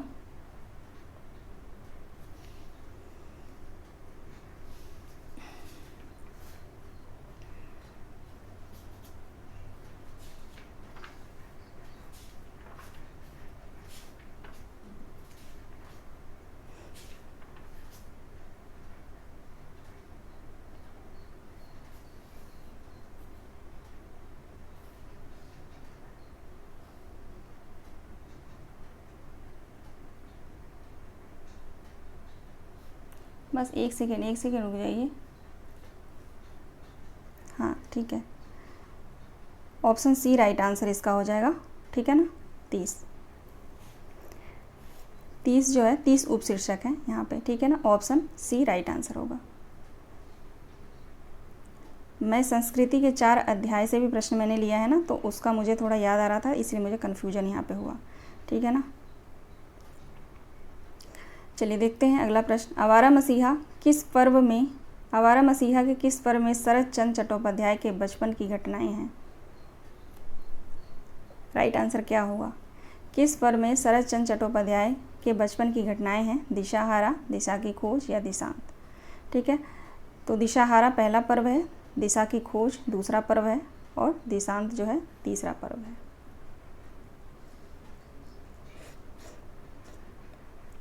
ठीक है, यहीं पे बता देती हूँ मैं। दिशाहारा में जो है 18 शीर्षक हैं, ठीक है, और दिशा की खोज में 18 शीर्षक हैं और दिशांत में 30 शीर्षक हैं, ठीक है, याद रखिएगा आप लोग। तो उनकी जो बचपन की घटनाएं हैं वो है दिशाहारा में। राइट आंसर ऑप्शन ए हो जाएगा, दिशाहारा। चलिए आगे देखते हैं अगला प्रश्न। वह खिलाड़ी था, विद्रोही भी उसे कह सकते हैं, पर बदमाश वह किसी भी दृष्टि से नहीं था। पिता की तरह उसमें भी प्रचुर मात्रा में सौंदर्य बोध था। उपयुक्त कथन किस रचना से उद्धृत है? आवारा मसीहा से, एक साहित्यिक की डायरी से, आप खुदरी से या जामुन का पेड़। तो राइट आंसर हो जाएगा आवारा मसीहा, आवारा मसीहा से। लेखक का कथन है वो, ठीक है। आगे देखेंगे। इस संसार में जिसको हम दुख कहते हैं वह वास्तविक दुख नहीं है, तो उसकी दीक्षा है, सुख पाते ही मनुष्य उसको भूल जाता है। उपरोक्त कथन किस रचना से लिया गया है? यह कथन किस रचना से है?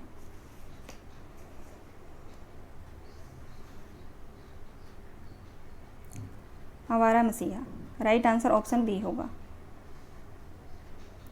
आगे चलते हैं। अगला प्रश्न है, आवारा मसीहा किस बंगला लेखक की जीवनी पर आधारित है? तो ये आप सभी को पता ही है, शरत चंद्र की जीवनी।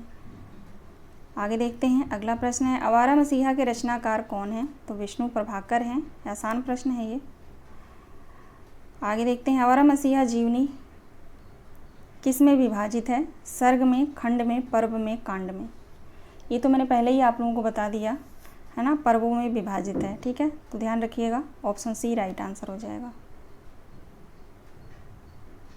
क्वेश्चन नंबर 89 देखेंगे। आवारा मसीहा के पर्वों का सही अनुक्रम बताइए।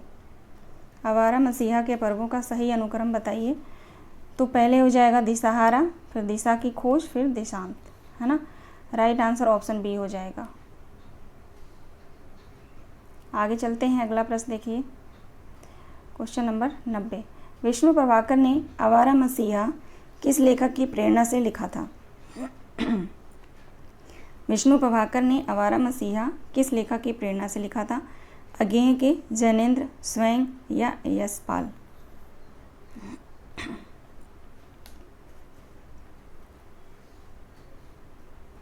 राइट आंसर हो जाएगा इसका यशपाल जैन, ठीक है, ऑप्शन डी। आगे देखते हैं। अगला प्रश्न है, छोड़ो भी क्या था उसके जीवन में जो तुम पाठकों को देना चाहोगे?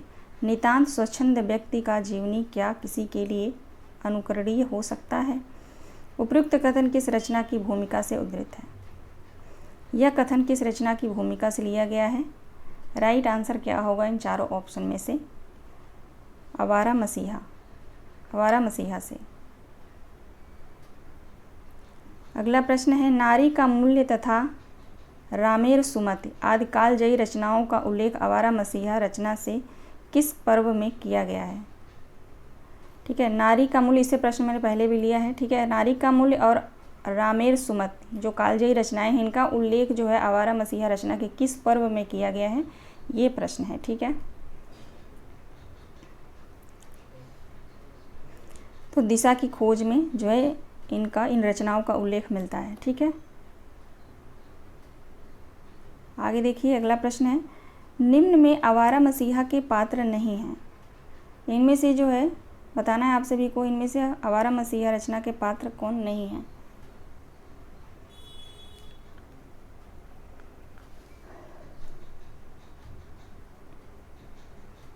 राइट आंसर हो जाएगा फुलिया। ठीक है, फुलिया नहीं है, बाकी काशीनाथ है, निरुपमा भी है, मणिंद्र भी है। ठीक है, अगला प्रश्न है, मेरा जीवन अनंत मानो एक उपन्यास ही है, उपयुक्त कथन किस रचना से है? मेरा जीवन अनंत मानो एक उपन्यास ही है, यह कथन किस रचना से है?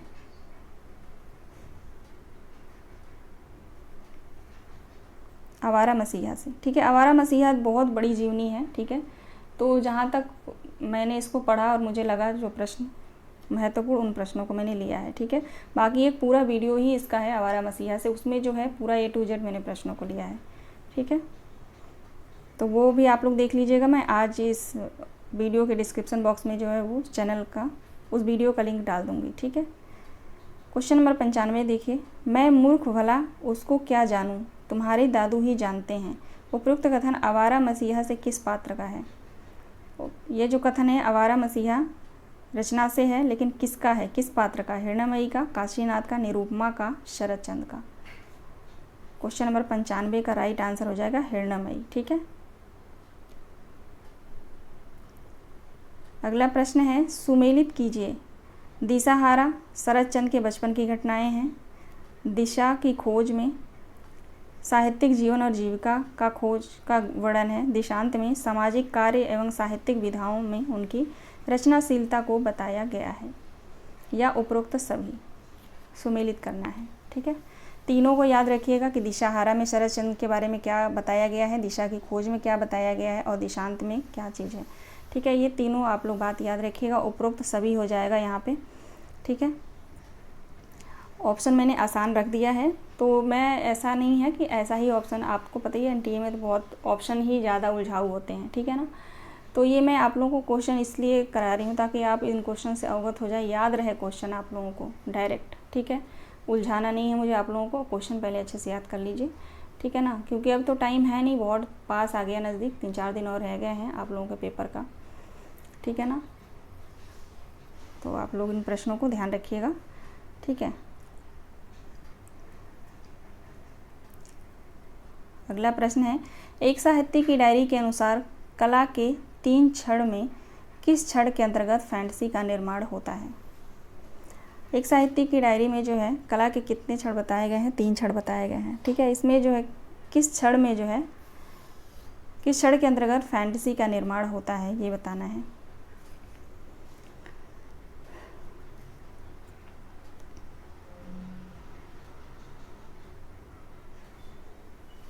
बी ऑप्शन, कला का तीसरा क्षण। ठीक है, कला का तीसरा क्षण बहुत महत्वपूर्ण है ये। ठीक है ना, ध्यान रखेंगे आप लोग, कला के तीसरे क्षण में जो फैंटेसी का निर्माण हुआ है।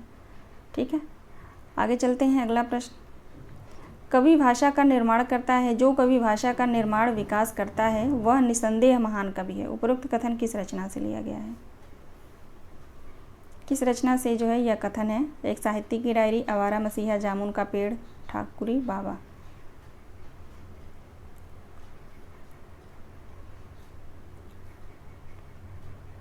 ऑप्शन ए, एक साहित्य की डायरी से लिया गया है। ठीक है, आगे देखते हैं। अगला प्रश्न है, एक साहित्य की डायरी में किस अध्याय में मुक्तिबोध अपनी किस कविता का उल्लेख करते हैं? एक साहित्य की डायरी जो रचना है, इसमें जो है आपको बताना है, आप सभी को बताना है कि मुक्तिबोध ने अपनी किस रचना का उल्लेख करते हैं।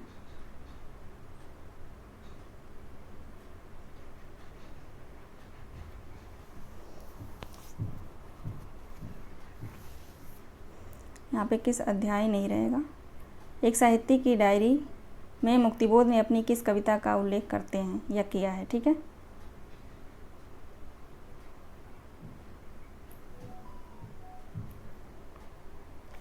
क्वेश्चन नंबर 99 का राइट आंसर ऑप्शन ए हो जाएगा, ब्रह्मराक्षस। आगे देखते हैं अगला प्रश्न, एक साहित्य की डायरी का प्रकाशन वर्ष क्या है? एक साहित्य की डायरी का प्रकाशन वर्ष क्या है?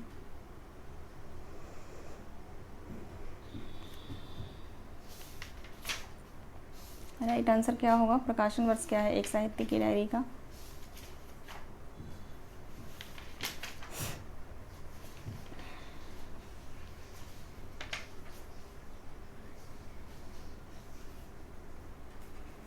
क्वेश्चन नंबर 100 का राइट आंसर हो जाएगा ऑप्शन ए 1964।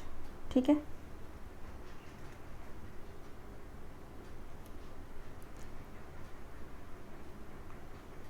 आगे देखते हैं अगला प्रश्न। एक साहित्यिक की डायरी का सबसे महत्वपूर्ण अध्याय कौन सा है? एक साहित्यिक की डायरी का सबसे महत्वपूर्ण अध्याय जो है कौन सा माना गया है?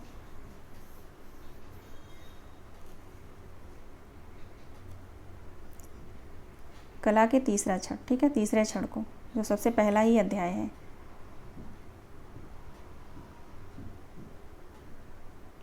अगला प्रश्न है, एक साहित्यिक की डायरी के अध्याय को पहले से बाद के क्रम में लगाइए। एक साहित्यिक की डायरी के अध्याय को पहले से बाद के क्रम में लगाइए। कुल कितने अध्याय हैं? 13 अध्याय हैं इसमें। ठीक है,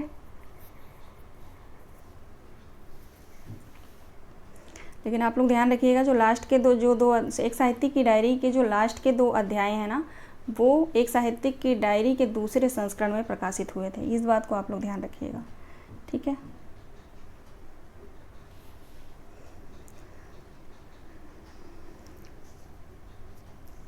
राइट आंसर क्या होगा इसका? चलिए देखते हैं।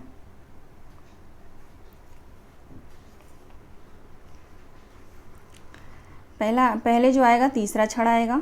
ठीक है, उसके बाद आएगा एक लंबी कविता का अंत।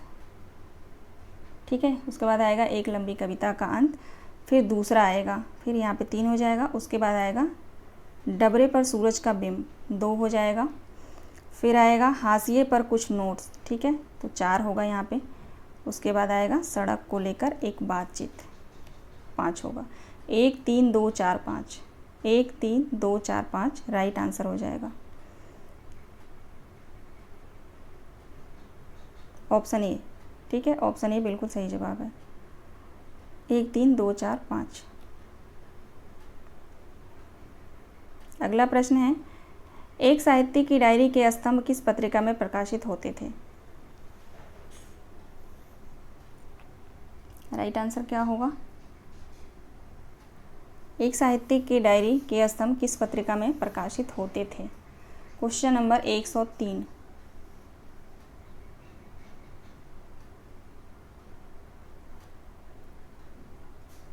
वसुधा और नया खून। ठीक है, तो ए और सी राइट आंसर हो जाएगा।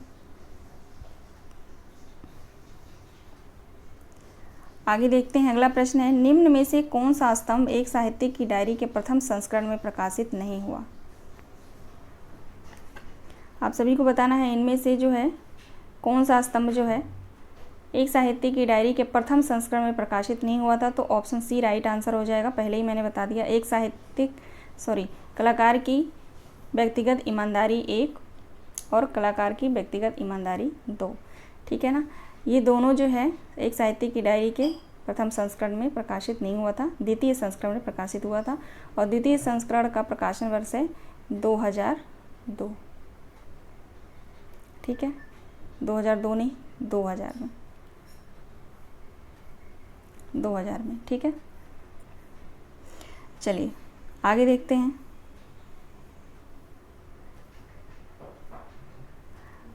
अगला प्रश्न है, क्या भूलूं क्या याद करूं आत्मकथा के संदर्भ में विचार कीजिए। क्या भूलूं क्या याद करूं आत्मकथा के संदर्भ में विचार कीजिए। राइट आंसर क्या होगा? ऑप्शन ए है, क्या भूलूं क्या याद करूं में हरिवंश राय बच्चन अपने परदादा के समय से बात आरंभ करते हैं और पीढ़ी दर पीढ़ी जीवन चित्र प्रस्तुत करते अपनी कथा तक जाते हैं। ऑप्शन बी है, इसमें जीवन के पूर्वार्ध का चित्रण है। ऑप्शन सी है, श्यामा से विवाह कर उनकी मृत्यु तक की कथा कहकर बच्चन बात को विराम देते हैं। ऑप्शन डी है, बच्चन सबसे पहले हरिवंश राय बच्चन जो है सबसे पहले बाबूपट्टी गांव का जिक्र करते हैं। ऑप्शन ई है, बच्चन अपने माता पिता के 9वीं संतान थे। राइट आंसर क्या होगा? 105, क्वेश्चन नंबर 105 का राइट आंसर बताइए।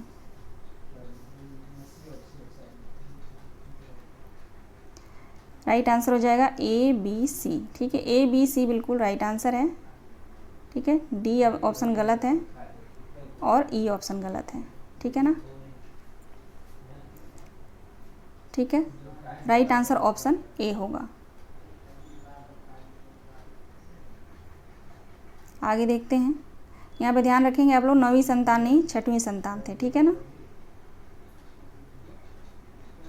अगला प्रश्न है, क्या भूलूं क्या याद करूं रचना में गांव का उल्लेख है? अमोढ़ा, देवानंदपुर, भागलपुर, बाबूपट्टी।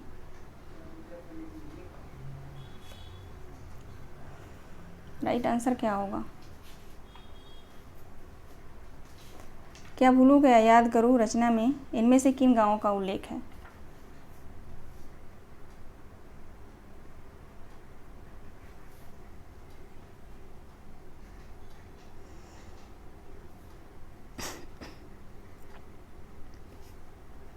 राइट आंसर हो जाएगा अमोढ़ा और बाबूपट्टी, ठीक है,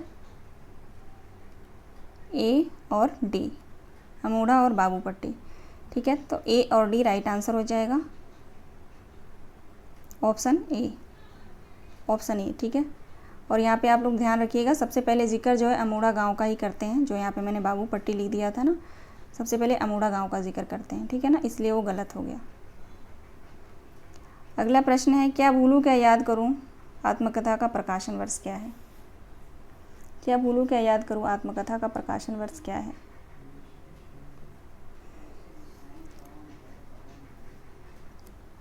राइट आंसर हो जाएगा ऑप्शन बी। अगला प्रश्न है, क्या भूलूं क्या याद करूं के अनुसार बच्चन 44 वर्ष की उम्र में पीएचडी करने कहाँ गए थे? London, France, Cambridge, Italy. कहाँ गए थे? तो कैम्ब्रिज गए थे, राइट आंसर ऑप्शन सी होगा। चलिए आगे देखते हैं, उन्होंने ही इनका कई खंडों में विशाल पुश्तैनी मकान बनवाया था, जो गरीबी के समय, ठीक है, गरीबी के समय थोड़ा थोड़ा करके बिकता रहा। उपरोक्त कथन क्या भूलूं क्या याद करूं रचना से किस पात्र के बारे में कहा जा रहा है? ये जो कथन है किस पात्र के बारे में कहा जा रहा है? 109 का राइट आंसर क्या होगा? मिट्ठू लाल, ठीक है, मिट्ठू लाल के बारे में जो ये कथन कहा जा रहा है, ठीक है, परदादा थे मिट्ठू लाल हरिवंश राय बच्चन के, ठीक है, ऑप्शन सी राइट होगा। अगला प्रश्न है, स्त्री के आंसुओं के सामने पुरुष बेबस हो जाता है, उपरोक्त कथन किस रचना से उद्धृत है? स्त्री के आंसुओं के सामने पुरुष बेबस हो जाता है, यह कथन किस रचना से है? 110 का राइट आंसर होगा क्या भूलूं क्या याद करूं रचना से। क्या भूलूं क्या याद करूं रचना आप लोग पूरा पढ़िएगा, बहुत अच्छा है। क्या भूलूं क्या याद करूं के अनुसार इन पंक्तियों को पहले से बाद के क्रम में लगाइए, ठीक है। ये कुछ महत्वपूर्ण पंक्तियां हैं, क्या भूलूं क्या याद करूं, बहुत ही महत्वपूर्ण लगा मुझे, तो इनको जो है मैंने लिया है, बताएंगे क्रम में लगाना है इसको। राइट आंसर क्या होगा? पहला ऑप्शन है, पुरुष भावना पर जी सकता है, नारी नहीं, ठीक है, कथन को आप लोग ध्यान देंगे। दूसरा ऑप्शन है, जिंदगी और औरत उस आदमी को सिक्का मानती हैं जो झिझोर कर फेंक दे। तीसरा ऑप्शन है, सत्याग्रह तो शायद निर्बल का हथियार है, समाज दुराग्रह करता है। चौथा ऑप्शन है, विश्वास यदि फलदायक है तो विश्वास फलनाशक भी हो सकता है। पांचवा ऑप्शन है, नारी स्वभाव से ही अभिनेत्री होती है। तो इसको क्रम में लगाना है, तो ये बिल्कुल क्रम में है, ठीक है, राइट आंसर ऑप्शन ए हो जाएगा, बिल्कुल क्रम में है, आप लोग ध्यान रखिएगा इन सभी ऑप्शन को। ज़रूरी नहीं है कि क्रम में आएगा ये, तो लेकिन इन कथनों को पूछा जा सकता है, ठीक है। आगे देखते हैं, अगला प्रश्न है, क्या भूलूं क्या याद करूं के अन्य पात्र कौन हैं? मनसा, गणेश, रामचरण शुक्ल, राजनाथ पांडे, या उपरोक्त सभी। बताइए, क्या भूलूं क्या याद करूं के अन्य पात्र इनमें कौन कौन हैं? सभी हैं, उपरोक्त सभी, राइट आंसर ऑप्शन ई होगा, ठीक है।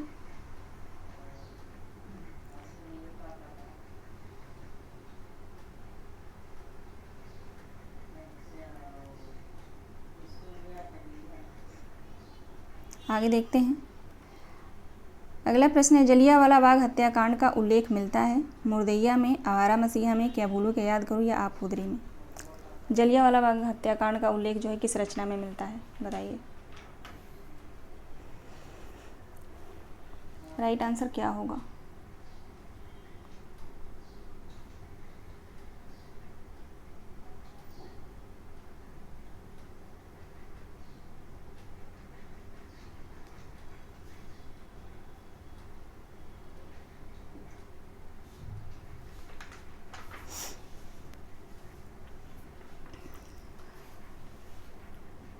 एक मिनट यहाँ पर रुकिए। तो इस वाले प्रश्न में क्या भूलूं क्या याद करूं कि अन्य पात्र कौन है?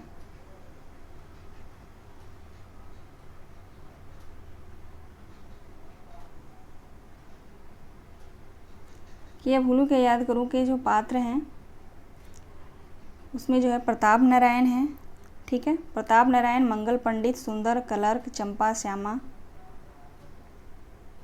भोलानाथ भी है, राधा भी है, मिट्ठूलाल भी है, ठीक है। इस क्वेश्चन को काट दीजिए तो ये इसके पात्र नहीं हैं, ठीक है ना। मैं जब PDF भेजूंगी तो वहाँ पे मैं इसको मेंशन कर दूंगी, ठीक है ना। ये इसके पात्र नहीं है, ये गलत टाइप हुआ है क्वेश्चन, ठीक है। इस क्वेश्चन को मैं क्रॉस करती हूँ, आप लोग ध्यान रखिएगा, ठीक है ना। इसका बताइए 113 जलियांवाला बाग हत्याकांड का उल्लेख जो है किसमें मिलता है?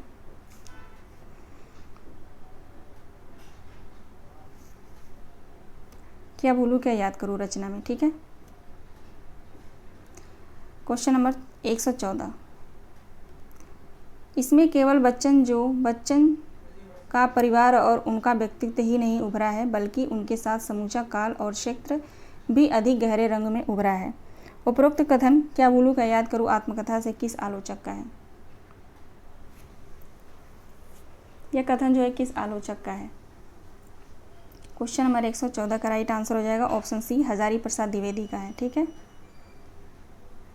आगे देखते हैं, अगला प्रश्न है, यह हिंदी के आत्मकथा साहित्य की चरम प्रवृत्ति है। उपरोक्त कथन नरेंद्र शर्मा ने किस रचना के संदर्भ में कहा है? ये कथन जो है नरेंद्र शर्मा का है, लेकिन किस पुस्तक या किस रचना के बारे में इन्होंने कहा है? 115 का राइट आंसर ऑप्शन ए होगा, क्या भूलूं क्या याद करूं।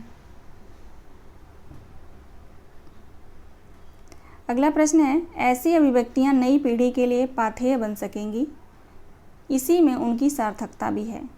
यह कथन किसका है? क्या भूलूं क्या याद करूं के लिए जो है यह कथन किसका है? क्वेश्चन नंबर 116, इसका सही जवाब होगा ऑप्शन ए, शिवमंगल सिंह सुमन का ये कथन है, क्या भूलूं क्या याद करूं आत्मकथा के लिए, ठीक है। अगला प्रश्न है, क्या भूलूं क्या याद करूं रचना के लिए बच्चन जी को किस पुरस्कार से नवाजा गया था? बताइए, इस रचना के लिए बच्चन जी को कौन सा पुरस्कार मिला था?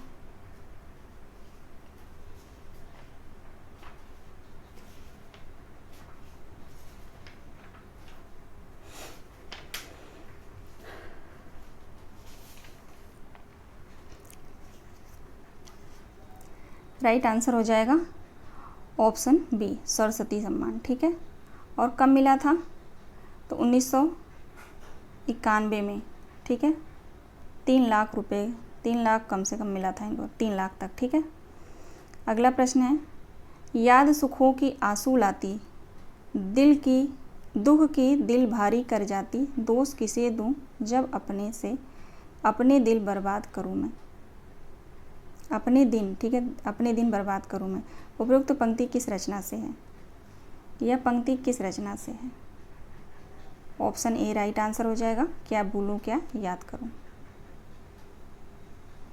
क्वेश्चन नंबर 119, हरिवंश राय बच्चन किस वाद के कवि हैं? प्रयोगवाद, हालावाद, प्रगतिवाद, मानसलवाद। तो राइट आंसर हो जाएगा हालावाद। हालावाद के प्रवर्तक माने जाते हैं हरिवंश राय बच्चन। हरिवंश राय बच्चन का जन्म कब हुआ था?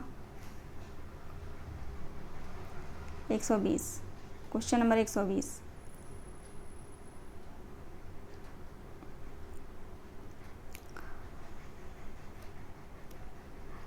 1907 को, ठीक है, 27 नवंबर 1907 को इनका जन्म हुआ था, ठीक है। राइट आंसर ऑप्शन सी होगा। 1907 में और किसका जन्म हुआ है आप लोग कमेंट करके बताइएगा। अगला प्रश्न है, बच्चन जी ने अपनी आत्मकथा को क्या कहा है? स्मृति रथ यात्रा यज्ञ, स्मृति रथ यात्रा, स्मृति यात्रा या कोई नहीं। राइट आंसर हो जाएगा स्मृति यात्रा यज्ञ, ठीक है, स्मृति यात्रा यज्ञ।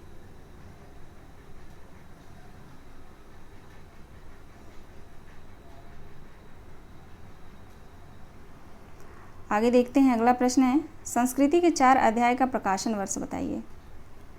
संस्कृति के 4 अध्याय रचना का प्रकाशन वर्ष क्या है? राइट आंसर हो जाएगा 1956। संस्कृति के 4 अध्याय रचना के लिए दिनकर को साहित्य अकादमी पुरस्कार किस वर्ष मिला था? ठीक है, अलग से मैंने प्रश्न नहीं लिया कि कौन सा पुरस्कार मिला था, ठीक है ना। तो संस्कृति के 4 अध्याय जो रचना है इसके लिए दिनकर को साहित्य अकादमी पुरस्कार मिला था, किस वर्ष में मिला था? तो 56 में 3 ऐड कर लीजिए, ठीक है। Option B 59। राइट आंसर हो जाएगा ऑप्शन बी 1959। अगला प्रश्न है, संस्कृति के 4 अध्याय के तीसरे अध्याय में कितने प्रकरण हैं? 4 अध्याय हैं, ठीक है, ध्यान रखेंगे आप लोग। पहले अध्याय में कितने प्रकरण हैं? 7 प्रकरण हैं। दूसरे अध्याय में कितने प्रकरण हैं? 12 प्रकरण हैं। तीसरे अध्याय में कितने प्रकरण हैं? 13 प्रकरण हैं। और चौथे अध्याय में कितने प्रकरण हैं?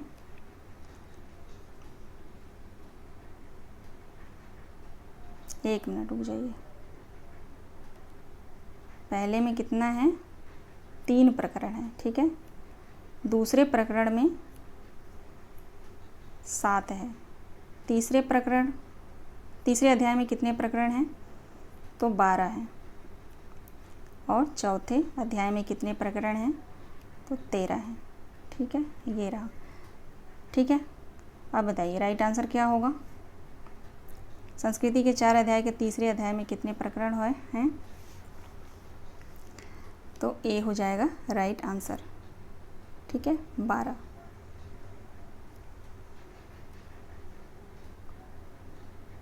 आगे देखते हैं, संस्कृति के 4 अध्याय के संदर्भ में विचार कीजिए। पहला ऑप्शन है, इस पुस्तक में 4 अध्याय हैं। दूसरा ऑप्शन है, इस पुस्तक के दूसरे अध्याय का नाम हिंदू संस्कृति और इस्लाम है। तीसरा ऑप्शन देखेंगे, इस पुस्तक की भूमिका जवाहरलाल नेहरू ने लिखा है।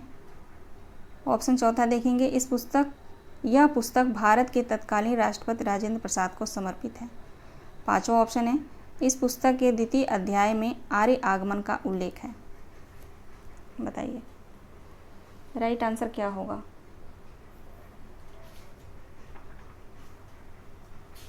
संस्कृति के 4 अध्याय के संदर्भ में विचार कीजिए।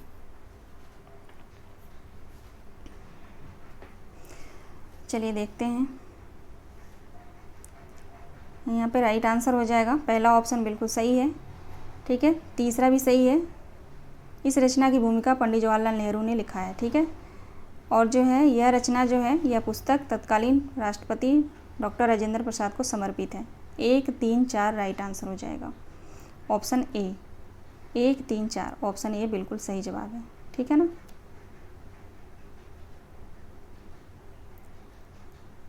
आगे देखते हैं,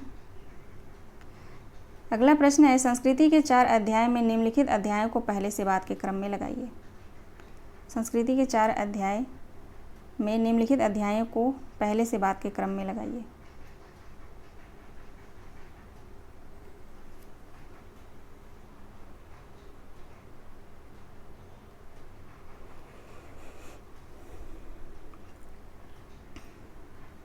राइट आंसर हो जाएगा ऑप्शन ए, ठीक है। पहले चौथा आएगा, भारतीय जनता की रचना और हिंदू संस्कृति का आविर्भाव। फिर आएगा पहला, प्राचीन हिंदुत्व से विरोध, ठीक है। उसके बाद आएगा तीसरा, हिंदू संस्कृति और इस्लाम। फिर आएगा भारतीय संस्कृति और यूरोप। ठीक है ना, तो ये क्रम है 4 1 3 2 राइट आंसर हो जाएगा 4 1 3 2।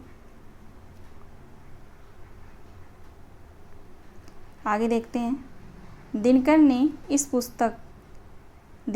रामधारी सिंह दिनकर ने इस पुस्तक यानी संस्कृति के 4 अध्याय पुस्तक में जो है बुद्ध के 4 आर्य सत्य बताए हैं।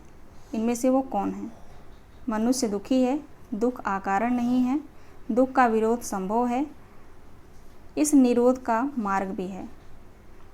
ये ऑप्शन है उपरोक्त सभी। 4 आर्य सत्य बताया है दिनकर ने। राइट आंसर ई हो जाएगा उपरोक्त सभी। चारों को याद रखिएगा, नाम याद। ठीक है, आगे चलते हैं। अगला प्रश्न है, रामधारी सिंह दिनकर भारतीय संस्कृति के इतिहास कितने क्रांतियों में मानते हैं? रामधारी सिंह दिनकर जो है भारतीय संस्कृति के इतिहास कितने क्रांतियों में मानते हैं? 4 5 7 8। 4 मानते हैं। ठीक है, 4 ही तो माना है ना, संस्कृति के 4 अध्याय नाम ही है उसका, 4 भागों में ही है। आगे देखते हैं। अगला प्रश्न है, दिनकर ने संस्कृति के 4 अध्याय पुस्तक का अधिकांश सामग्री किस पुस्तक से लिया है? उर्दू के पुस्तक से, अंग्रेजी के पुस्तक से, फारसी या अरबी के पुस्तक से? अंग्रेजी के पुस्तकों से। ठीक है, अंग्रेजी के पुस्तकों से लिया है इन्होंने। मोस्ट इम्पॉर्टेंट प्रश्न है, आप लोग ध्यान रखिएगा। संस्कृति के 4 अध्याय के अधिकांश सामग्री जो है रामधारी सिंह दिनकर ने अंग्रेजी के पुस्तकों से लिया है। आगे चलिए। अगला प्रश्न है, संस्कृति के 4 अध्याय के प्रथम अध्याय में किन विषयों पर चर्चा की गई है? आर्य आगमन, वैदिक संस्कृति, इस्लाम आगमन, यूरोप आगमन।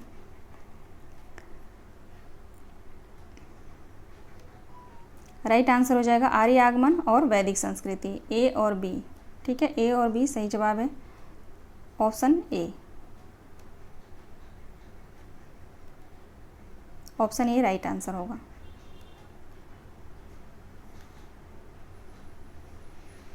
आगे चलते हैं। अगला प्रश्न है, संस्कृति के 4 अध्याय के अनुसार दिनकर ने द्रविड़ों के कौन कौन विकास माना है? समुद्र यात्रा की परंपरा आरंभ की, कृषि विकास, सिंचाई के लिए नदियों को बांधने का कार्य या उपरोक्त सभी? संस्कृति के 4 अध्याय आप पढ़ेंगे तो वहाँ पर द्रविड़ों का जो आगमन होता है, तो उन्होंने जो है भारत में क्या क्या काम किए हैं, उनके विकास का जो वहाँ पे उल्लेख करते हैं दिनकर। ठीक है, तो वहीं से प्रश्नों को मैंने लिया है, तो ये उपरोक्त सभी होगा, ऑप्शन डी राइट आंसर हो जाएगा। ठीक है, समुद्र यात्रा की परंपरा आरंभ की, कृषि का विकास किया इन्होंने, और सिंचाई के लिए नदियों को बांधने का इन्होंने कार्य किया। ठीक है, अगला प्रश्न है, संस्कृति के 4 अध्याय रचना में ऋग्वेद के अनुसार आर्यों का देश था? सप्त संधव, गुरुकुल, सप्त सरोज, उपरोक्त सभी? ऋग्वेद के अनुसार आर्यों का देश क्या था? उपरोक्त सभी, यानी सप्त संधव भी था, गुरुकुल भी था, सप्त सरोज भी था, तीनों था ये। ठीक है, उपरोक्त सभी हो जाएगा। अगला प्रश्न है, कर्म, ज्ञान और भक्ति में से कार्य तो 16 आर्यों की देन है, किंतु ज्ञान और भक्ति के विकास प्रागवैदिक संस्कृति के प्रभाव से हुआ है। उपरोक्त कथन संस्कृति के 4 अध्याय के प्रथम अध्याय के किस प्रकरण से है? यह जो है संस्कृति के 4 अध्याय से जो है ये कथन है, डायरेक्ट अगर पूछा गया तो, लेकिन मैंने इस प्रश्न को लिया है संस्कृति के 4 अध्याय के प्रथम अध्याय के किस प्रकरण से है। ठीक है,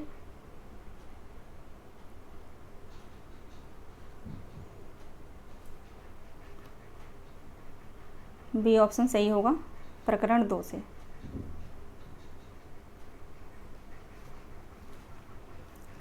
पहले अध्याय में कितने प्रकरण हैं? 3 प्रकरण है। ठीक है, तो वहीं से जो है दूसरा जो प्रकरण है पहले अध्याय का, वहीं से ये कथन है। ठीक है, ध्यान रखिएगा आप लोग। आगे देखते हैं, आदमी कमज़ोर पहले होता है, पराजय उसकी बाद होती है। देश की एकता पहले टूटती है, दास्ता उस पर बाद को आती है। उपरोक्त कथन किस रचना से उद्धृत है?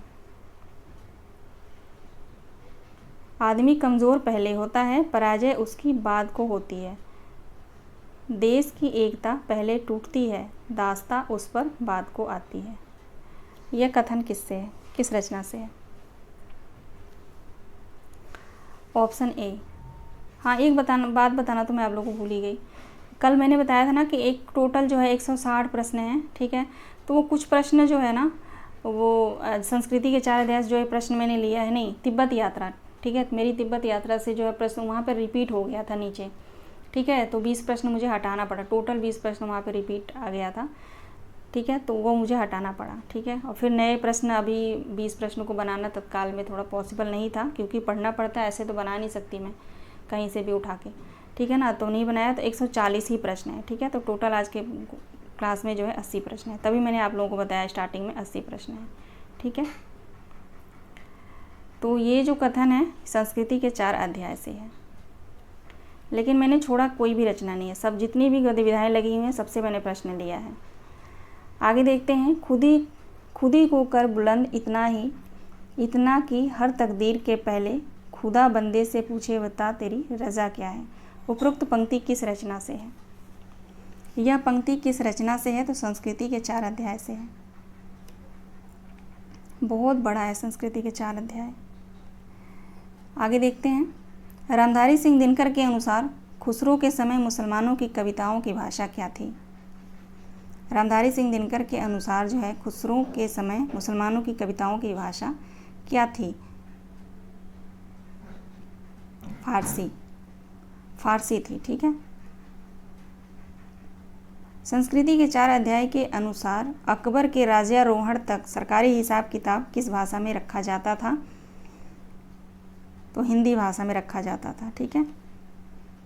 जो कन्फ्यूजन वाले क्वेश्चन होते हैं वो थोड़ा सा मैं ले लेती हूँ, ठीक है, क्योंकि ये कन्फ्यूजन पैदा करेगा। संस्कृति के 4 अध्याय के अनुसार अकबर के राज्यारोहण, यानी अकबर जो मोहम्मदन मुसलमान था, तो ज़्यादा बच्चों का माइंड जो है उर्दू, फारसी या अरबी पे जाएगा, ठीक है ना। तो उसके राज्यारोहण में जो सरकारी हिसाब किताब होता था वो हिंदी भाषा में ही होता था। इस बात को आप लोग ध्यान रखिएगा। ऑनलाइनर नहीं तो कथन में पूछा जा सकता है, ठीक है। अगला प्रश्न है। धर्मराज, चित्रगुप्त, यमदूत, नारद मुनि किस रचना के पात्र हैं? जामुन का पेड़, संस्कृति के 4 अध्याय, भोलाराम का जीव, आपूदरी, ये सभी पात्र जो हैं किस रचना से हैं? भोलाराम का जीव, ठीक है। भोलाराम का जीव रचना से जो है धर्मराज, चित्रगुप्त, यमराज, नारद मुनि ये सभी पात्र हैं, ठीक है। अगला प्रश्न है। भोलाराम का जीव रचना में भोलाराम की मृत्यु का कारण क्या था? समय पर हॉस्पिटल न जाना, समय पर पेंशन न मिलने पर भूखा रहना, नौकरी से रिटायर होना या सरकारी फाइल का खो जाना।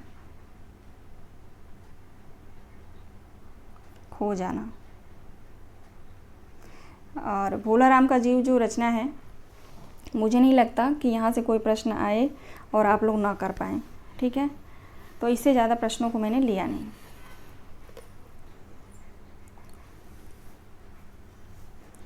इसका सही जवाब होगा ऑप्शन बी, समय पर पेंशन न मिलने से भूखा रहना, ठीक है। समय पर पेंशन नहीं मिलता है उसको 5 साल तक, ठीक है। तो वो भूखा रहता है, इस चलते जो है उसकी मृत्यु भी हो जाती है और उसका जीव जो है फाइल के पास रहता है। यही तो स्टोरी। प्रश्न है। भोलाराम का जीव किस लेखक की व्यंग कहानी है? हरिशंकर परसाई की, ठीक है। हरिशंकर परसाई की बहुत ही प्रचलित कहानीकार हैं ये। हरिशंकर परसाई व्यंग लेखक हैं ये, ठीक है ना। तो इनका भी पूछा जा सकता है, निम्न में से व्यंग लेखककार कौन है, ठीक है। तो हरिशंकर परसाई का नाम आप लोग याद रखिएगा, ठीक है।